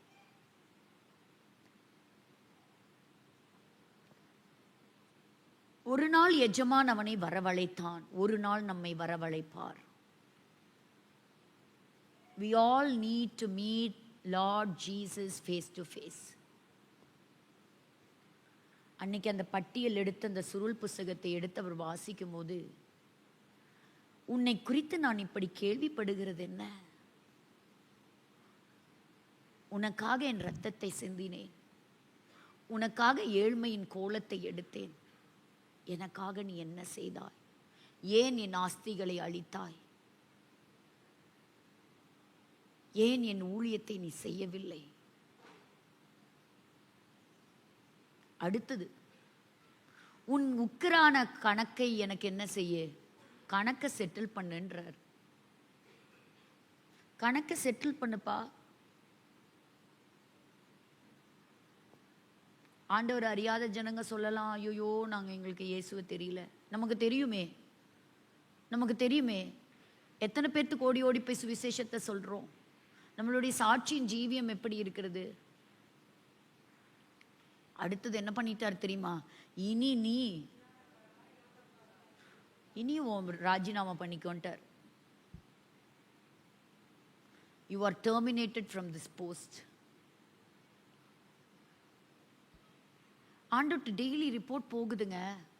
நம்ம என்ன பார்க்குறோம், என்ன செய்கிறோம், நம்ம நேரத்தை எப்படி நம்ம செலவு பண்ணுறோம், எவ்வளோ நேரம் நம்ம ஆண்டவரை தேடணும், எப்படி உபவாசித்தோம், எப்படி ஆண்டவருக்காக வாஞ்சியோடு இருக்கிறோம். God holds every minute report. இருக்கா இல்லையா? இருக்கு.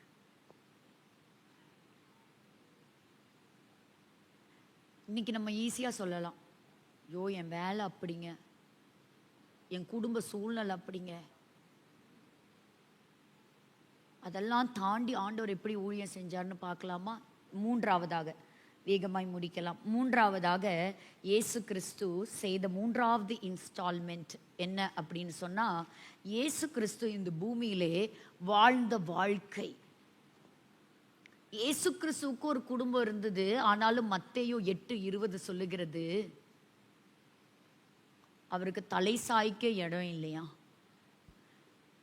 நரிகளுக்கு குழிகளும் ஆகாயத்து பறவைகளுக்கு கூடு இருக்கு, ஆனா மனுஷகுமாரனுக்கோ தலை சாய்க்க.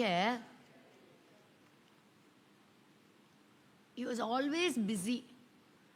வனாந்திரத்துக்கு போறாரு. அந்த ஊர்க்காரங்க கேட்குறாங்க, எங்ககிட்டயே கொஞ்சம் நேரம் இருங்களேன். அப்போ ஆண்டவர் சொல்றாரு, இல்லை இல்லை, இன்னும் சுவிசேஷத்தை நான் இன்னும் மற்ற டவுன்லாம் நான் போய் பிரசங்கிக்கணும். இன்னும் என்னுடைய மேய்ச்சலுக்குள்ள வராத ஆடுகள் நிறையா இருக்குது. நான் அந்த ஆடுகள்லாம் சேர்க்க வேண்டாமா? நான் அந்த ஆடுகளுக்கெல்லாம் போய் ஆண்டவருடைய ராஜ்யத்தின் சுவிசேஷத்தை நான் சொல்லணும். யோவான் ஸ்நானன் அரெஸ்ட் ஆகும்போது இயேசு கிறிஸ்துவினுடைய ஊழியம் ஆரம்பிக்குது. அதாவது த பாப்புலாரிட்டி, அப்பதான் அவர் பிரபலம் ஆகின்றார். ஒருத்தர் முடிக்கும் போது இன்னொருவர் ஆரம்பிக்கிறார். வேதம் முழுவதுமா பாருங்க, ஒரு ஆபிரகாம் முடியும் போது ஒரு ஈசாக்கு முடியும் போது யாக்கோபு முடிச்ச சந்ததி, ஒரு எலியாக்கு அப்புறம் ஒரு எலிசியா. God is always looking for a champion. அடுத்தது தூக்கி இந்த டார்ச் அடுத்தது எடுத்துட்டு போறது யாரு? ஒரு ஸ்தேவான் மரித்த பொழுது ஆண்டவர் அங்கே அடுத்தது பவுல் ரெடியா இருந்தார், என் கையில கொடுங்கன்னு. இந்த 2025 அந்த டார்ச் எடுத்துட்டு ஓடுறதுக்கு நீ ஆயத்தமா? நீ are you ready? Are you ready to run the race for Christ? இந்த பூமியில இருக்கும் பொழுது அவருக்கு ஒரு சமாதானமான வீடு கிடையாது. அவர் தூங்குறதுக்கு ஒரு நல்ல இடம் கிடைக்காது. கிடைச்ச போட்ல தூங்கினார். பல சமயங்கள்ல பல இடங்கள்ல அவர் தங்கினார். ரா முழுவதும் ஜெபிப்பார்.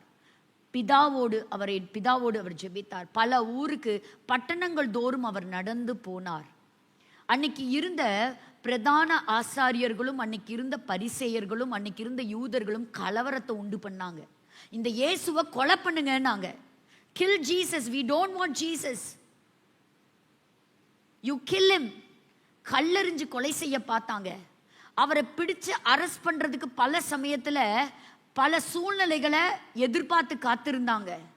உச்சியில இருந்து கீழே தள்ளிவிட பார்த்தாங்க. சொந்த ஊர் சொந்த ஜனங்கள் சொன்னாங்க, உன்னை பத்தி எங்களுக்கு தெரியாதா? உன்னை பத்தி தெரியாதா? நீ தச்சனுடைய மகன், நீ ரொம்ப பேசாத. சொந்த சகோதரர்கள் அவரை ஒப்பு கொடுக்க ஆயத்தமா இருந்தாங்க. இயேசு கிறிஸ்து ஒரு நிராகரிக்கப்பட்டவராக தன் சொந்தத்திலே வந்தார். ஆனால் அவருக்கு சொந்தமானவர்களோ அவரை ஏற்றுக்கொள்ளவே இல்லை. யூதர்களுக்காக ஒரு யூதனாக வந்தார், ஆனால் ஏற்றுக்கொள்ளவே இல்லை. இருள் அவர்களை மறைத்து விட்டது. ஆத்துமீகத்துல இந்த இருள் மாம்சத்துல வந்த மேசியாவை அறிஞ்சு கொள்ளாமையே போயிட்டாங்க. They missed a very beautiful opportunity. இந்த உலகத்துல இருக்கிற வரைக்கும் தாங்க வாய்ப்பு, இருக்கிற வரைக்கும் தான் வாய்ப்பு இயேசுவை அறிவதற்கு. இயேசு கிறிஸ்துவை பார்த்தாங்க, சொன்னாங்க, நீ யாருன்னு எனக்கு தெரியாதா? நீ பிசாசை துரத்துறனா நீ பிசாசுடைய தலைவன் சொன்னாங்க. அவருடைய இருதயத்தை காயப்படுத்தினாங்க. இன்னைக்கு ஒரு சின்ன வார்த்தை நம்மளால ஏத்துக்க முடியாது. We feel very much offended. We feel very hurt. இயேசு வேண்டான்றோம். ஆண்டவர் சொல்ற, நீ ஏன் என்னை குறித்து நீ மனசு அஞ்சலமா இருக்கிற? நான் உன்னை எவ்வளோ நேசிக்கிறேன் தெரியுமா? உன் மேல வச்சிருக்கிற தரிசனத்தை உன்னை கொண்டுதாங்க நிறைவேற்றுவதற்கு காத்திருக்கிறார். நீ மந்தனாவுன்னு சொல்லலாம், வாக்கு வல்லவன் இல்லைன்னு சொல்லலாம், எனக்கு கொஞ்சம் பலந்தா இருக்குன்னு சொல்லலாம், எனக்கு திறமை இல்லைன்னு சொல்லலாம், நான் யூஸ் ஆக மாட்டேன்னு சொல்லலாம், எங்க சொந்த ஃபேமிலிக்கே நான் பிரயோஜனம் இல்லைன்னு ஆனா நீ ஆண்டவருக்கு தேவை. God needs you. God needs you. He is looking for you. இல்லைன்னா இவ்வளோ பெரிய தியாகத்தை அவர் செஞ்சிருக்க மாட்டாரே. அவரை குறித்து சொல்றாங்க பாருங்க, ஒரு எவ்வளவு அவரை வேதனைப்படுத்தக்கூடிய ஒரு வார்த்தை அவரை பற்றி சொல்லும்போது யோவான் 8:41 நம்ம வாசிக்கிறோம். யோவான் 8:41 இயேசுவை குறித்து பேசுறாங்க பாருங்க. நீங்கள் உங்கள் பிதாவின் கிரியைகளை செய்கிறீர்கள் என்றார். அதற்கு அவர்கள், நாங்கள் வேசித்தனத்தினால் பிறந்தவர்கள் அல்ல. நாங்கள் வேசித்தனத்தினால் பிறந்தவர்கள் அல்ல. இயேசுவை you are a son of prostitute ன்னு சொன்னாங்க. தேவகுமாரனுக்கு கிடைத்த அவமான சொற்கள். வியாதியஸ்தர்களை குணமாக்குகிறார். வருத்தப்பட்டு பாரம் சுமக்கிறவர்களே நீங்கள் எல்லாரும் என்னிடத்தில் வாங்க, நான் உங்களுக்கு இளைப்பாறுதலை தரேன், நான் உங்களுக்கு நித்திய ஜீவனை கொடுக்கிறேன்னு சொன்னவருக்கு ஏற்பட்ட மனக்காயங்கள். இன்னைக்கும் நம்முடைய வார்த்தைகள் நிறைய அவரை காயப்படுத்துது. அவர் வச்சிருக்கிற திட்டங்கள் பெருசு, நம்மளால புரிஞ்சுக்க முடியல. இந்த குட்டி மூளைக்கு என்ன புரியும்? சமாரியல் சொன்ன, நீ எங்க ஊருக்கு வழியா நீ போகாத. அவர் எருசலேமுக்கு போறார், நீ வராதன்னார். Do not enter into our city. Jesus was totally rejected. ஆனா அவருக்காக தான் காத்திருந்தாங்க. மூன்றாவதாக ஒரு தனிமையின் வாழ்க்கை. அவர் சிலுவையில தொங்கும் போதும் அவர் கூட இருந்த சீஷர்கள் யாருமே இல்லை, எல்லாரும் ஓடி போயிட்டாங்க. ஒருத்தர் ஓடினாராம், மேல் வஸ்திரத்தை கூட கீழே போட்டுட்டு ஓடியே போயிட்டாரா, எங்கடா நம்மளை அரெஸ்ட் பண்ணிடுவாங்களோ இந்த இயேசுவோட சேர்ந்ததுனால. தனியாக தொங்கினார். அந்த நேரத்திலையும் ஒரு ஆத்தும பாரம் அவருக்கு. அந்த நேரத்தில் தனக்கு பிரியமா இருந்த சீஷன் யோவானை கூப்பிட்டார். ஒரு பக்கம் தாயா மரியாளை கூப்பிட்டார். 2 பேர்த்துக்கும் சபைக்கு அஸ்திமாரமாக முதல் விசுவாசிகளா வச்சுட்டு போனார். மரண பரியந்தம் பிதாவின் சித்தத்தை நிறைவேற்றினார். அவர் ஆரம்பித்த சபையின் முதல் விசுவாசிகள் அவருடைய தாயாரும் அவருடைய சீஷன் யோவானும். நிராகரிக்கப்பட்டார், அவமான சொற்களை ஏற்றுக்கொண்டார். மூன்றாவதாக இந்த தனிமையின் வானம் என் சிங்காசனம். வானத்திலிருந்து பூமியில் இருக்கக்கூடிய மனு புத்திரர்களை அவர் எப்படி பார்க்கிறாராம்? கண்ணோக்கி பார்க்கிறார். பலத்த கரமும் ஓங்கிய புயத்தினாலே சர்வ வல்லமையுள்ள தேவன் ஆளுகை செய்கிறார். அவர் பூமியின் உருண்டையின் மீது வீற்றிருக்கிறார். அவர் சொல்ல ஆகும். அவர் வார்த்தை புறப்பட்டா வெளிச்சம் உண்டாக கடவுதுன்னு சொன்னாங்க, வெளிச்சம் உண்டாகும். இப்படிப்பட்ட தேவன் ஒரு தனிமையின் வாழ்க்கையை, வெறுத்து போன ஒரு வாழ்க்கையை உனக்காகவே அவர் ஏற்றுக்கொண்டார். இது அவர் செய்த மூன்றாவது கிரயம். முதல் கிரயம் என்னங்க? அவருடைய பிறப்பு, ஏழ்மையின் பிறப்பு. இரண்டாவது என்ன? சோதனைகள். எத்தனையோ இன்டர்நேஷனல் கிரிமினல் கோர்ட், ICC எல்லாம் இருக்கு. ஒரு பெரிய பெரிய தலைவர்கள்லாம் குற்றங்கள் செய்தால் அவங்கள கொண்டு போய் அங்கே நின்று விசாரணைக்கெல்லாம் வைக்கக்கூடிய கோர்ட்டெல்லாம் உண்டு. இன்னைக்கு தேவகுமாரனுக்கு ஒரு இயேசு கிறிஸ்து இந்த பூமியில ஊழியம் செய்யும் போது ஒருவருமே அவரை தேவகுமாரன்னு கூப்பிடல, சன் ஆஃப் காட்னு கூப்பிடல. கூப்பிட்டது ஒரே ஒருத்தர் தான், பிசாசு தான். ஆனா அவள் மரித்து சிலுவையில தொங்கிட்டு இருக்கும்போது நூற்றுக்கு அதிபதி சொன்னா, ஐயோ இவர் மெய்யாகவே தேவகுமாரன். ஐயோ இத்தனை நாள் நம்ம மத்தியில நடமாடினது, நம்ம மத்தியில ஊழியம் செஞ்சது, நம்மளோட ஒருவரை போல இருந்தது, அன்பு காமிச்சது தேவகுமாரன். மரணத்துல தான் வெளியில சொன்னாங்க. வாய்ப்பு இழந்து சொல்லி பிரயோஜனமே கிடையாதுங்க. ஆண்டவர் இந்த சூழ்நிலை மாறி இருந்தா நானும் உங்களுக்கு பையனா மாறி இருப்பேன் தெரியுமா? அப்ப ஆண்டவர் சொன்ன செஞ்ச தியாகத்துக்கு என்ன சொல்றது? நீ தனிமையில இருந்தீனா அதுக்கு முன்பாகவே தனிமைனா என்னன்னு எனக்கு தெரியும். உன் வார்த்தை உன்னை காயப்படுத்துச்சுன்னா அந்த வார்த்தை எவ்வளோ காயப்படுத்தும்னு அதை நான் அண்டர்கோ பண்ணியிருக்கிறேன். சொல்லுவாரா மாட்டாரா? இந்த பூமியில நம்ம அழகான பூச்செடிகளை விரும்புவோம், யாருமே முற்களை விரும்பவே மாட்டோம். முற்கள் பயனற்றது. முற்களின் நடுவில் மோசேக்கு தரிசனமானார். முற்களினாலே செய்யப்பட்ட கிரீடத்தை தாங்கி கொண்டார். கடைசி வரைக்கும் அவருக்கு கிடைச்சது அவமானம் தாங்க, ஒரு இழிவு தாங்க. ஆனால் பாவத்தை சுமந்தார், சாபத்தை சுமந்தார். எல்லாத்தையும் ஏன் மனசுல வச்சு எடுத்தார் தெரியுமா? The wonderful God, the omnipotent God, omniscient God, சர்வ வல்லமையுள்ள தேவன், உன்னுடைய விலையேற பெற்ற ரட்சிப்புக்காக நீ நித்திய ஜீவனை இழந்துடக்கூடாது, நான் நித்திய ஜீவனை இழந்துடக்கூடாதுங்கிற ஒரே காரணத்திற்காக தனிமையின் வாழ்வை அவர் ஏற்றுக்கொண்டார். யாரையாவது திட்டினாரா? யாரையாவது சபிச்சாரா? எதையுமே தனக்காக அவர் செய்யல. அவர் ஒன்று காரியத்தை செஞ்சார்னா அடுத்தவங்களோட ஆசீர்வாதத்துக்காக தான் அதை செஞ்சார். அவர் பசியா இருந்தாரு, அற்புதம் செய்யல. ஜனங்க பசியா இருந்தாங்க, அற்புதம் செய்தார். எத்தனை நல்ல தேவன். கடைசியாக நான்காவது ஒரு காரியத்தை நம்ம தியானிக்கிறோம், த லாஸ்ட் ஒன். அதுதான் த ஃபைனல் இன்ஸ்டால்மெண்ட். என்னது? சிலுவைக்கு போனார். மரணத்தை ருசி பார்த்தார். அந்த சிலுவையின் காட்சி உங்க கண்களுக்கு முன்பே கொண்டு வாங்க பார்க்கலாம். He came from the glory to the earth and from the earth to the grave. அந்த இடத்துக்கும் போனார், பாடுகளை அனுபவிச்சார். கெத்செமனே தோட்டத்தில் சீஷர்கள் எனக்காக 1 மணி நேரம் ஜெபிங்கன்னு சொன்னார். ஜெபிக்கவே முடியல. அரெஸ்ட் பண்றதுக்கு வந்தாங்க. 600க்கும் மேற்பட்ட சோல்ஜர்ஸ் வர்றாங்க, அரெஸ்ட் பண்றாங்க. அந்த நேரத்திலையும் மல்கூசுடைய காதை வெட்டுறாங்க. அவர் காதை எடுத்து ஒட்ட வைக்கிறார். என்னதானே அரெஸ்ட் பண்ண வந்த? சீஷர்கள் மேல கை வைக்காதன்றார். நீ என்ன மட்டும் பார். அனுதினம் நான் தேவாலயத்தில் இருந்தனே, நீ எதுக்கு இத்தனை பட்டயத்தோட இன்னைக்கு என்னை பிடிக்க வந்திருக்கிற? அங்கேயே நீ என்னை மீட் பண்ணியிருக்கலாம். அவர் ஆலயத்தில் இருந்தார், ஆலயத்தை நேசித்தார், பிரசங்கித்தார்.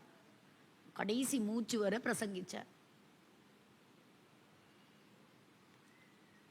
என்னை அரெஸ்ட் பண்ணலாங்கிறது சொல்றார். சீஷர்கள் இருக்கும்போது சொல்லிட்டே இருக்கிறார், எப்பா ஒரு நாள் வரும் நான் மரித்து போவேன். அது அவர் சொன்ன அந்த வார்த்தைகளை பாருங்க. மார்க் 10:34 அவர் சொல்றார், நான் எப்படி மரிப்பேங்கிறத சொல்றார்.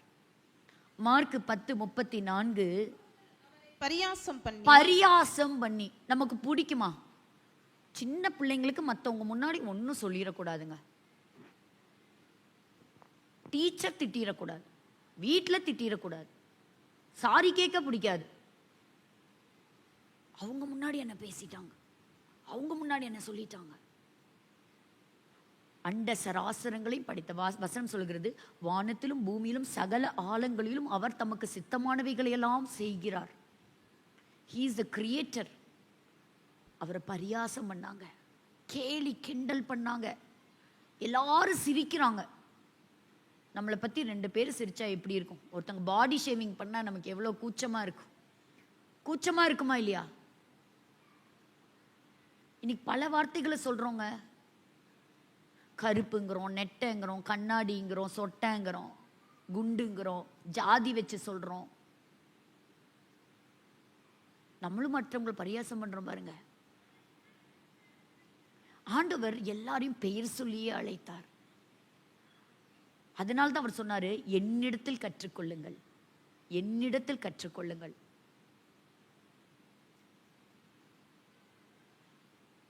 பரியாசம் பண்ணினாங்க. he was rejected, he was insulted. ஒருத்தர் இன்சல்ட் பண்றது எவ்வளோ ரொம்ப கடுமையான ஒரு சொல் இல்ல? அவரை வாரினால் அடித்தார்கள். அவர் அடி வாங்குற அளவுக்கு ஒண்ணுமே செய்யலையே.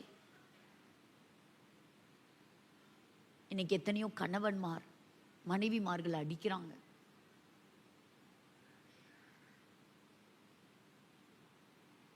அவர் அடிகளை வாங்கி கொண்டார். ஆண்டவர் சொன்னாரு, நான் சபையை நேசிக்கிறது போல உன்னுடைய மனைவிகளை நீ நேசிக்கணும், அன்பு கூறணும்.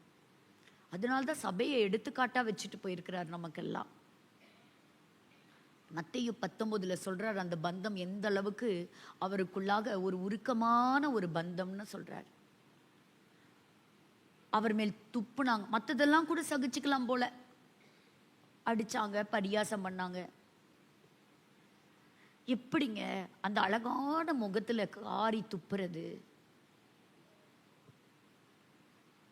கொஞ்சம் சிந்திச்சு பாருங்க.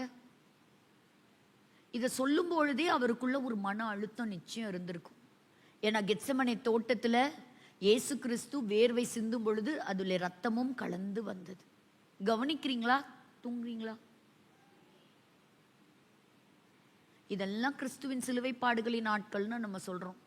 இந்த தியாகத்தை நினைக்க வேண்டாமா?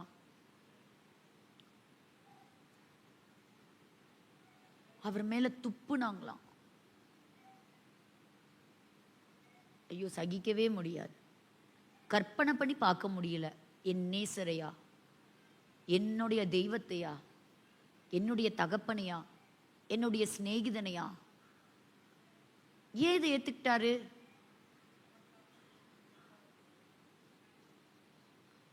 நம்மளும் இன்னைக்கு வார்த்தையால துப்புறோம், செய்கையால துப்புறோம். கடைசியா அவர் சொல்றார், அவரை கொலை செய்வார்கள். Unfair trial.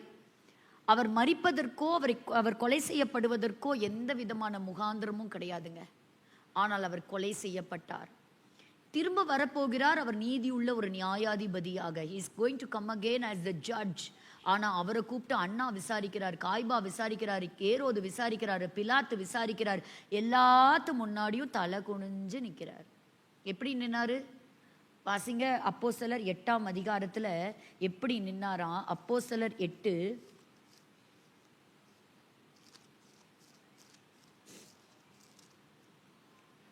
32வது வசனம் வாசிக்கலாம்.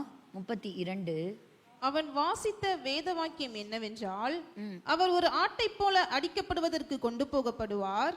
மயிர் கத்தரிக்கிறவனுக்கு முன்பாக சத்தமிடாதிருக்கிற ஆட்டுக்குட்டியை போல, சத்தமிடாத ஆட்டுக்குட்டியை போல இருந்தார். அவர் தமது வாயை திறவாதிருந்தார். தமது வாயை திறவாதிருந்தால். இன்னைக்கு ஒன்னு சொன்னா நம்ம 4 பேசுறோம். இந்த வாயை நம்மளால அடக்கவே முடியறது இல்ல. பல பிரச்சனைக்கு இந்த வாய் தான் காரணம். ஒரு ஆர்கன் சைலண்டா வச்சாலே பாதி ப்ராப்ளம் இருக்காது. சத்தமிடாத ஒரு ஆடு, வாயவே திறக்கல. அவர் பக்கம் நியாயம் இருந்துச்சு. அவர் ஒரு சொல்லி இருந்தா லேகியோனுக்கு அதிகமான தூதர்கள் வந்து அவரை அப்படியே தூக்கிட்டு போயிருப்பாங்க. ஆனா அவருக்கு தெரியும், சிலுவைக்கு போனால்தான் பாவத்தில் இருக்கக்கூடிய என்னுடைய மகன் விடுவிக்கப்படுவான். நான் சிலுவைக்கு போனால் தான் என்னுடைய மகள் விடுவிக்கப்படுவாள். நான் அந்த சிலுவையின் பாரமான அந்த பாதைகளை ஏற்றுக்கொண்டால் தான் அந்த நித்திய ஜீவனுக்குள்ளாக நீங்களும் நானும் பிரவேசிக்க முடியும். நம்மால் அவருக்கு எந்த ஆதாயமும் கிடையாது. ஆனால் நம் மீது வைத்த அன்பே பெரியது. ஹல்லேலூயா. இதை புரிந்து கொண்ட பவுல் சொன்னாரு, நம்மையும் என்னையும் அவரையும் ஒன்னையும் பிரிக்க முடியாது. என்னைக்கு நான் அந்த சிலுவையை பார்த்தனோ, நான் அந்த சிலுவையை நான் தரிசிச்சனோ, சிலுவையின் முன்னால் உலகம் என்னுடைய பின்னால். முடிக்கும் போது சொன்னார், என்னுடைய விசுவாசத்தை காத்துக்கிட்டேன். எல்லா ஊருக்கும் முடிஞ்ச அளவுக்கு சுவிசேஷத்தை சொல்லிட்டேன். எல்லாருக்கும் ஆண்டவருடைய அன்பை நான் சொல்லிட்டேன். I am going back home. என்னுடைய வீடு எனக்காக காத்து கொண்டு இருக்கிறது. என்னுடைய நித்திய வீட்டிற்குள்ளாக நான் கடந்து போகிறேன். 2 கொரிந்தியர் 5 முதல் வசனத்தை வாசித்து நம்ம எழும்பி நிற்கலாம். இந்த நேரத்தில் ஆண்டவருடைய முகத்தை நோக்கி நம்ம பார்க்கலாம். அவர் சொல்லுகிறார், இந்த கூடாரம் பூமிக்குரிய கூடாரமாகிய நம்முடைய வீடு அழிந்து போகும், தேவனால் கட்டப்பட்ட கைவேலை அல்லாத நித்திய வீடு பரலோகத்திலே நமக்கு உண்டென்று அறிந்திருக்கிறோம். ஹல்லேலூயா. அந்த இடத்திற்கு நமக்கு ஒரு பெர்மனன்ட் அட்ரஸ் அங்கதான். இந்த இடத்துக்கு போகணுங்கிறதுக்காக தான் இந்த 4வது இன்ஸ்டால்மெண்ட்டையும் பே பண்ணார். கரங்களை தட்டி ஆண்டவருக்கு மகிமைப்படுத்தலாமா? வெறும் மரணத்துல மட்டும் இல்லைங்க, அவர் பிறந்ததிலிருந்து மரணம் வரைக்கும் அவருக்கு சொந்தமானவர்கள் எதையுமே அவருக்கு சந்தோஷமானது கொடுக்கவே இல்லை. ஏழ்மையின் கோலத்தை எடுத்தார். எபிரேயர் 2 வாசிக்கிறோம், உலகத்தில் இருக்கிற ஒவ்வொரு மனிதனுக்காகவும் கடைசி சொட்டு ரத்தம் வரையிலும் தேவன் சிந்தினார். அதை நினைவு கூர்ந்து நம்ம ஆசரிக்கலாம். உலகத்துல எத்தனையோ மதத்தினர் இருக்காங்க, நம்ம கிட்ட மட்டும்தாங்க ஜீவனுள்ள வார்த்தை இருக்கு. நம்ம கிட்ட மட்டும்தாங்க ஜீவனை கொடுக்கிற ஆண்டவர் இருக்கிறாரு. ஆனா அவங்கெல்லாம் நாக்குல தண்ணி படாம 40 நாள் ரம்ஜான் ஃபாஸ்டிங் இருக்கிறாங்கங்க. நம்மனால ஒரு நேரம் இருக்க முடியலைங்க. நம்மனால ஆண்டவருக்கு ஒன்றும் செய்ய முடியலைங்க. கடவுளை திருப்திப்படுத்துறதுக்கு எதோ செய்யறோம். ஆண்டவர் சொன்ன, நீ ஒன்றும் செய்ய வேண்டாம், அவர் விட்டு போனதை நீங்களும் நானும் தொடர்ந்து செய்வோம் என்கின்ற எதிர்பார்ப்போடு நம்முடைய எஜமான் காத்திருக்கிறார். உன்னை குறித்து அவர் விசாரிக்கும் பொழுது என்ன ரிப்போர்ட் அவருக்கு கிடைக்கும்? எழும்பி நிற்கலாமா? அதனால தான் பிலிப்பியர் 3ஆம் அதிகாரத்துல நம்ம வாசிக்கிறோம், மறுபடியும் என் ஆண்டவர் வருகிறார், அவர் தம்மோடு கூட சேர்த்துக்கொள்ள வருகிறார், நம்முடைய குடியிருப்போ பரலோகத்தில் இருக்கிறது, அங்கே இருந்து கர்த்தராகிய இயேசு கிறிஸ்து என்னும் இரட்சகர் வர எதிர்பார்த்து காத்து கொண்டிருக்கிறோம். இந்த உலக காரியமும் ஆண்டவரும் வந்தா நீங்க எதை செலக்ட் பண்ணுவீங்க? உண்மையா சொல்லுங்க. ஆண்டவருக்காக விட்டு கொடுப்பீங்களா? ஆண்டவருடைய என்னை கனம் பண்ணுகிறவனை நான் கனம் பண்ணுவேன். ஆண்டவர் சோதிப்பார், நீ என்ன செலக்ட் பண்றன்னு பார்ப்பார், நீ எப்படி இருக்கேங்கிறத அவர் பார்ப்பார். எஜமானுக்கு ரிப்போர்ட் சொல்லப்படுகிறது. உன்னை குறித்தும் என்னை குறித்தும் அவர் விசாரித்து கொண்டிருக்கிறார். உன்னை பற்றி எனக்கு இப்படி வருகிறதே. கண்களை மூடி பார்க்கலாமா? ஆண்டவரே, எனக்காக நீ செய்த தியாகம் பெருசு, ஈடு இணையே இல்லை. என்னால இன்னைக்கு யாரும் சொல்ல முடியாது நான் மாட்டு தொழுவத்துல பிறந்தேன்னு சொல்லவே முடியாது. வேசியின் மகன் யாரும் நம்மளை கூப்பிடல.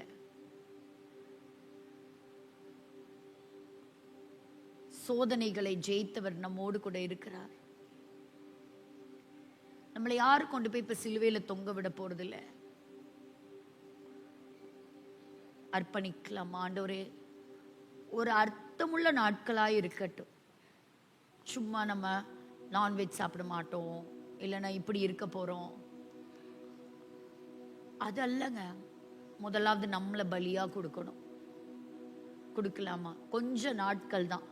இப்ப ஊழியம் செய்யாம என்னைக்கு ஊழியம் செய்ய போறோம்? இன்னைக்கு ஆத்மா ஆதாயம் செய்யாம என்னைக்கு செய்ய போற? ஒரு நாள் கேட்பாரா இல்லையா? ஒரு நாள் நம்ம அவரை சந்திக்கும் போது கேட்பாரா இல்லையா? நான் உமக்காக என்ன செய்யட்டும்? உன் மேல ஒரு தரிசனம் உண்டு. God has a divine purpose and a calling on you. ஒவ்வொருத்தர் மேல் பயனற்றதை எதுவுமே கர்த்தர் செய்ய மாட்டான்னு அழகா பாடுறோமே. பயன் இல்லாமையா கர்த்தர் கொண்டு வந்து இந்த வீட்டுல வச்சிருக்கிறாரு? எத்தனை பேர்த்துக்கு பயனுள்ளவர்களா வாழ ஆசை. இந்த ஆண்டவரையா வேண்டான்னு சொல்றோம், இந்த நேசரையா விட்டு ஓட பாக்குறோம், இந்த ஆண்டவரையா நம்ம கெட்டவர்னு சொல்றோம். கண்களை மூடி ஆராய்ந்து பாருங்க. ஒரு அர்ப்பணிப்போட போல இந்த நாட்கள் முழுவதுமாக கிறிஸ்துவின் சிலுவை பாடுகளை தியானிக்கிறோம். நம்ம ஒரு நிமிஷம் கூட அர்ப்பணிப்போடு கூட நம்ம நிறைவு செய்யலாம். Thank you Jesus.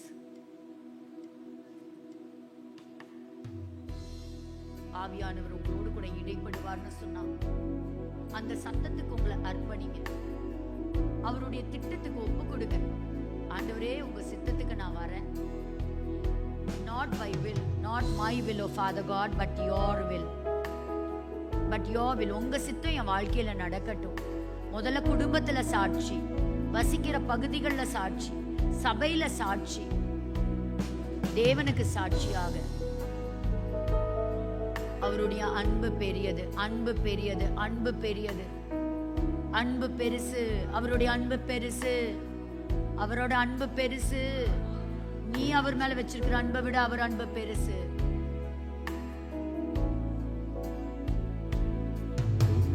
காலம் இயேசுவுக்காக கஷ்டப்பாடு சகிப்பதினா இன்னல் துன்பம் இன்பமாய் மாறும். இயேசுவை நான் காணும் போது அவர் பாதம் வீழ்ந்து பணிந்து ஆனந்த கண்ணீர் வடிப்பேன். எந்தன் ஓட்டம் ஜெயத்துடன் முடியும், அந்த நாடு சுதந்தரிப்பேன். எந்தன் ஓட்டம் ஜெயத்துடன் முடியும், அந்த நாடு சுதந்தரிப்பேன். இந்த தேகம் அழியும் கூடாரம், இதை நம்பி யார் பிழைப்பார்? இந்த தேகம் அழியும் கூடாரம், இதை நம்பி யார் பிழைப்பார்? என் பிதா வீட்டில் வாசஸ்தலங்கள் உண்டே, இயேசுவோடு நான் குடியிருப்பேன். என் பிதா வீட்டில் வாசஸ்தலங்கள் உண்டே, இயேசுவோடு நான் குடியிருப்பேன். அவர் பாதம் வீழ்ந்து பணிந்து ஆனந்த கண்ணீர் வடிப்பேன். எந்தன் ஓட்டம் ஜெயத்துடன் முடியும், அந்த நாடை சுதந்தரிப்பேன். எந்தன் ஓட்டம் ஜெயத்துடன் முடியும், அந்த நாடை சுதந்தரிப்பேன். வீணை நாதம் தோணித்திடும் நேரம், வரவேற்பு அளிக்கப்படும். வீணை நாதம் தோணித்திடும் நேரம், வரவேற்பு அளிக்கப்படும். என்னை பேர் சொல்லி இயேசு கூப்பிடுவார், எனக்கானந்தம் பொங்கிடுமே. என்னை பேர் சொல்லி இயேசு கூப்பிடுவார், எனக்கானந்தம் பொங்கிடுமே. அவர் பாதம் வீழ்ந்து பணிந்து ஆனந்த கண்ணீர் வடிப்பேன். எந்த ஓட்டம் ஜெயத்துடன் முடியும், அந்த நாடை சுதந்தரிப்பேன்.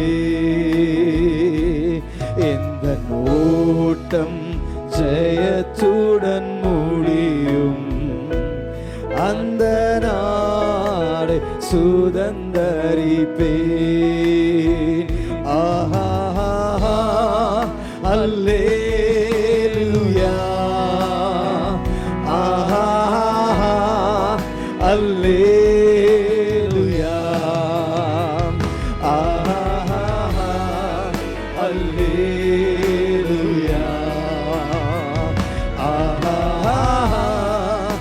அல்லேலூயா ஆஹா அல்லேலூயா ஆஹா அல்லேலூயா ஆஹா அல்லேலூயா ஆஹா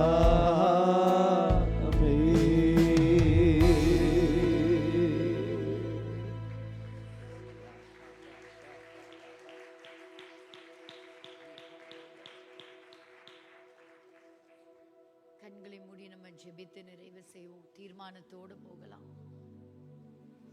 கிரயத்திற்கு கொல்லப்பட்டிருக்கிறீர்கள். You are bought for a price, an enormous price Jesus paid for you. நீ இயேசுவுக்கு சொந்தமானவள், நீ இயேசுவுக்கு சொந்தமானவன்.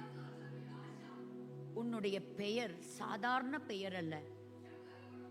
நீ தேவனுக்காக எழும்பி வனாந்திரத்திலே கூப்பிடுகிறவனுடைய சத்தம். You are a brand ambassador for Christ. நீ ஓட வேண்டிய ஓட்டம் வெகு தூரம், நீ பயணிக்க வேண்டிய தூரம் வெகு தூரம். பலப்படு, எழும்பு, எழும்பு. உனக்காக தேவன் செய்திருக்கிற தியாகம் பெருசு. இந்த ஆண்டவருக்காக நம்ம டைம் இல்லைன்னு சொல்லக்கூடாது. என்னால முடியாத, நான் வரல, வேற யாராவது பாருங்க, சொல்ல மாட்டேன். நான் சொல்ல மாட்டேன், நான் வர்றேன்ப்பா. என்ன வேலை கொடுத்தாலும் உங்க ராஜ்யத்துல நான் செய்யறேன். கலப்பையில கை வச்சுட்டு திரும்பி பார்க்கலாமா? இந்த தியாகம் வேற யாராவது செய்ய முடியுமா? ஒரு அர்ப்பணிப்போட நம்ம கடந்து போக போறோம்.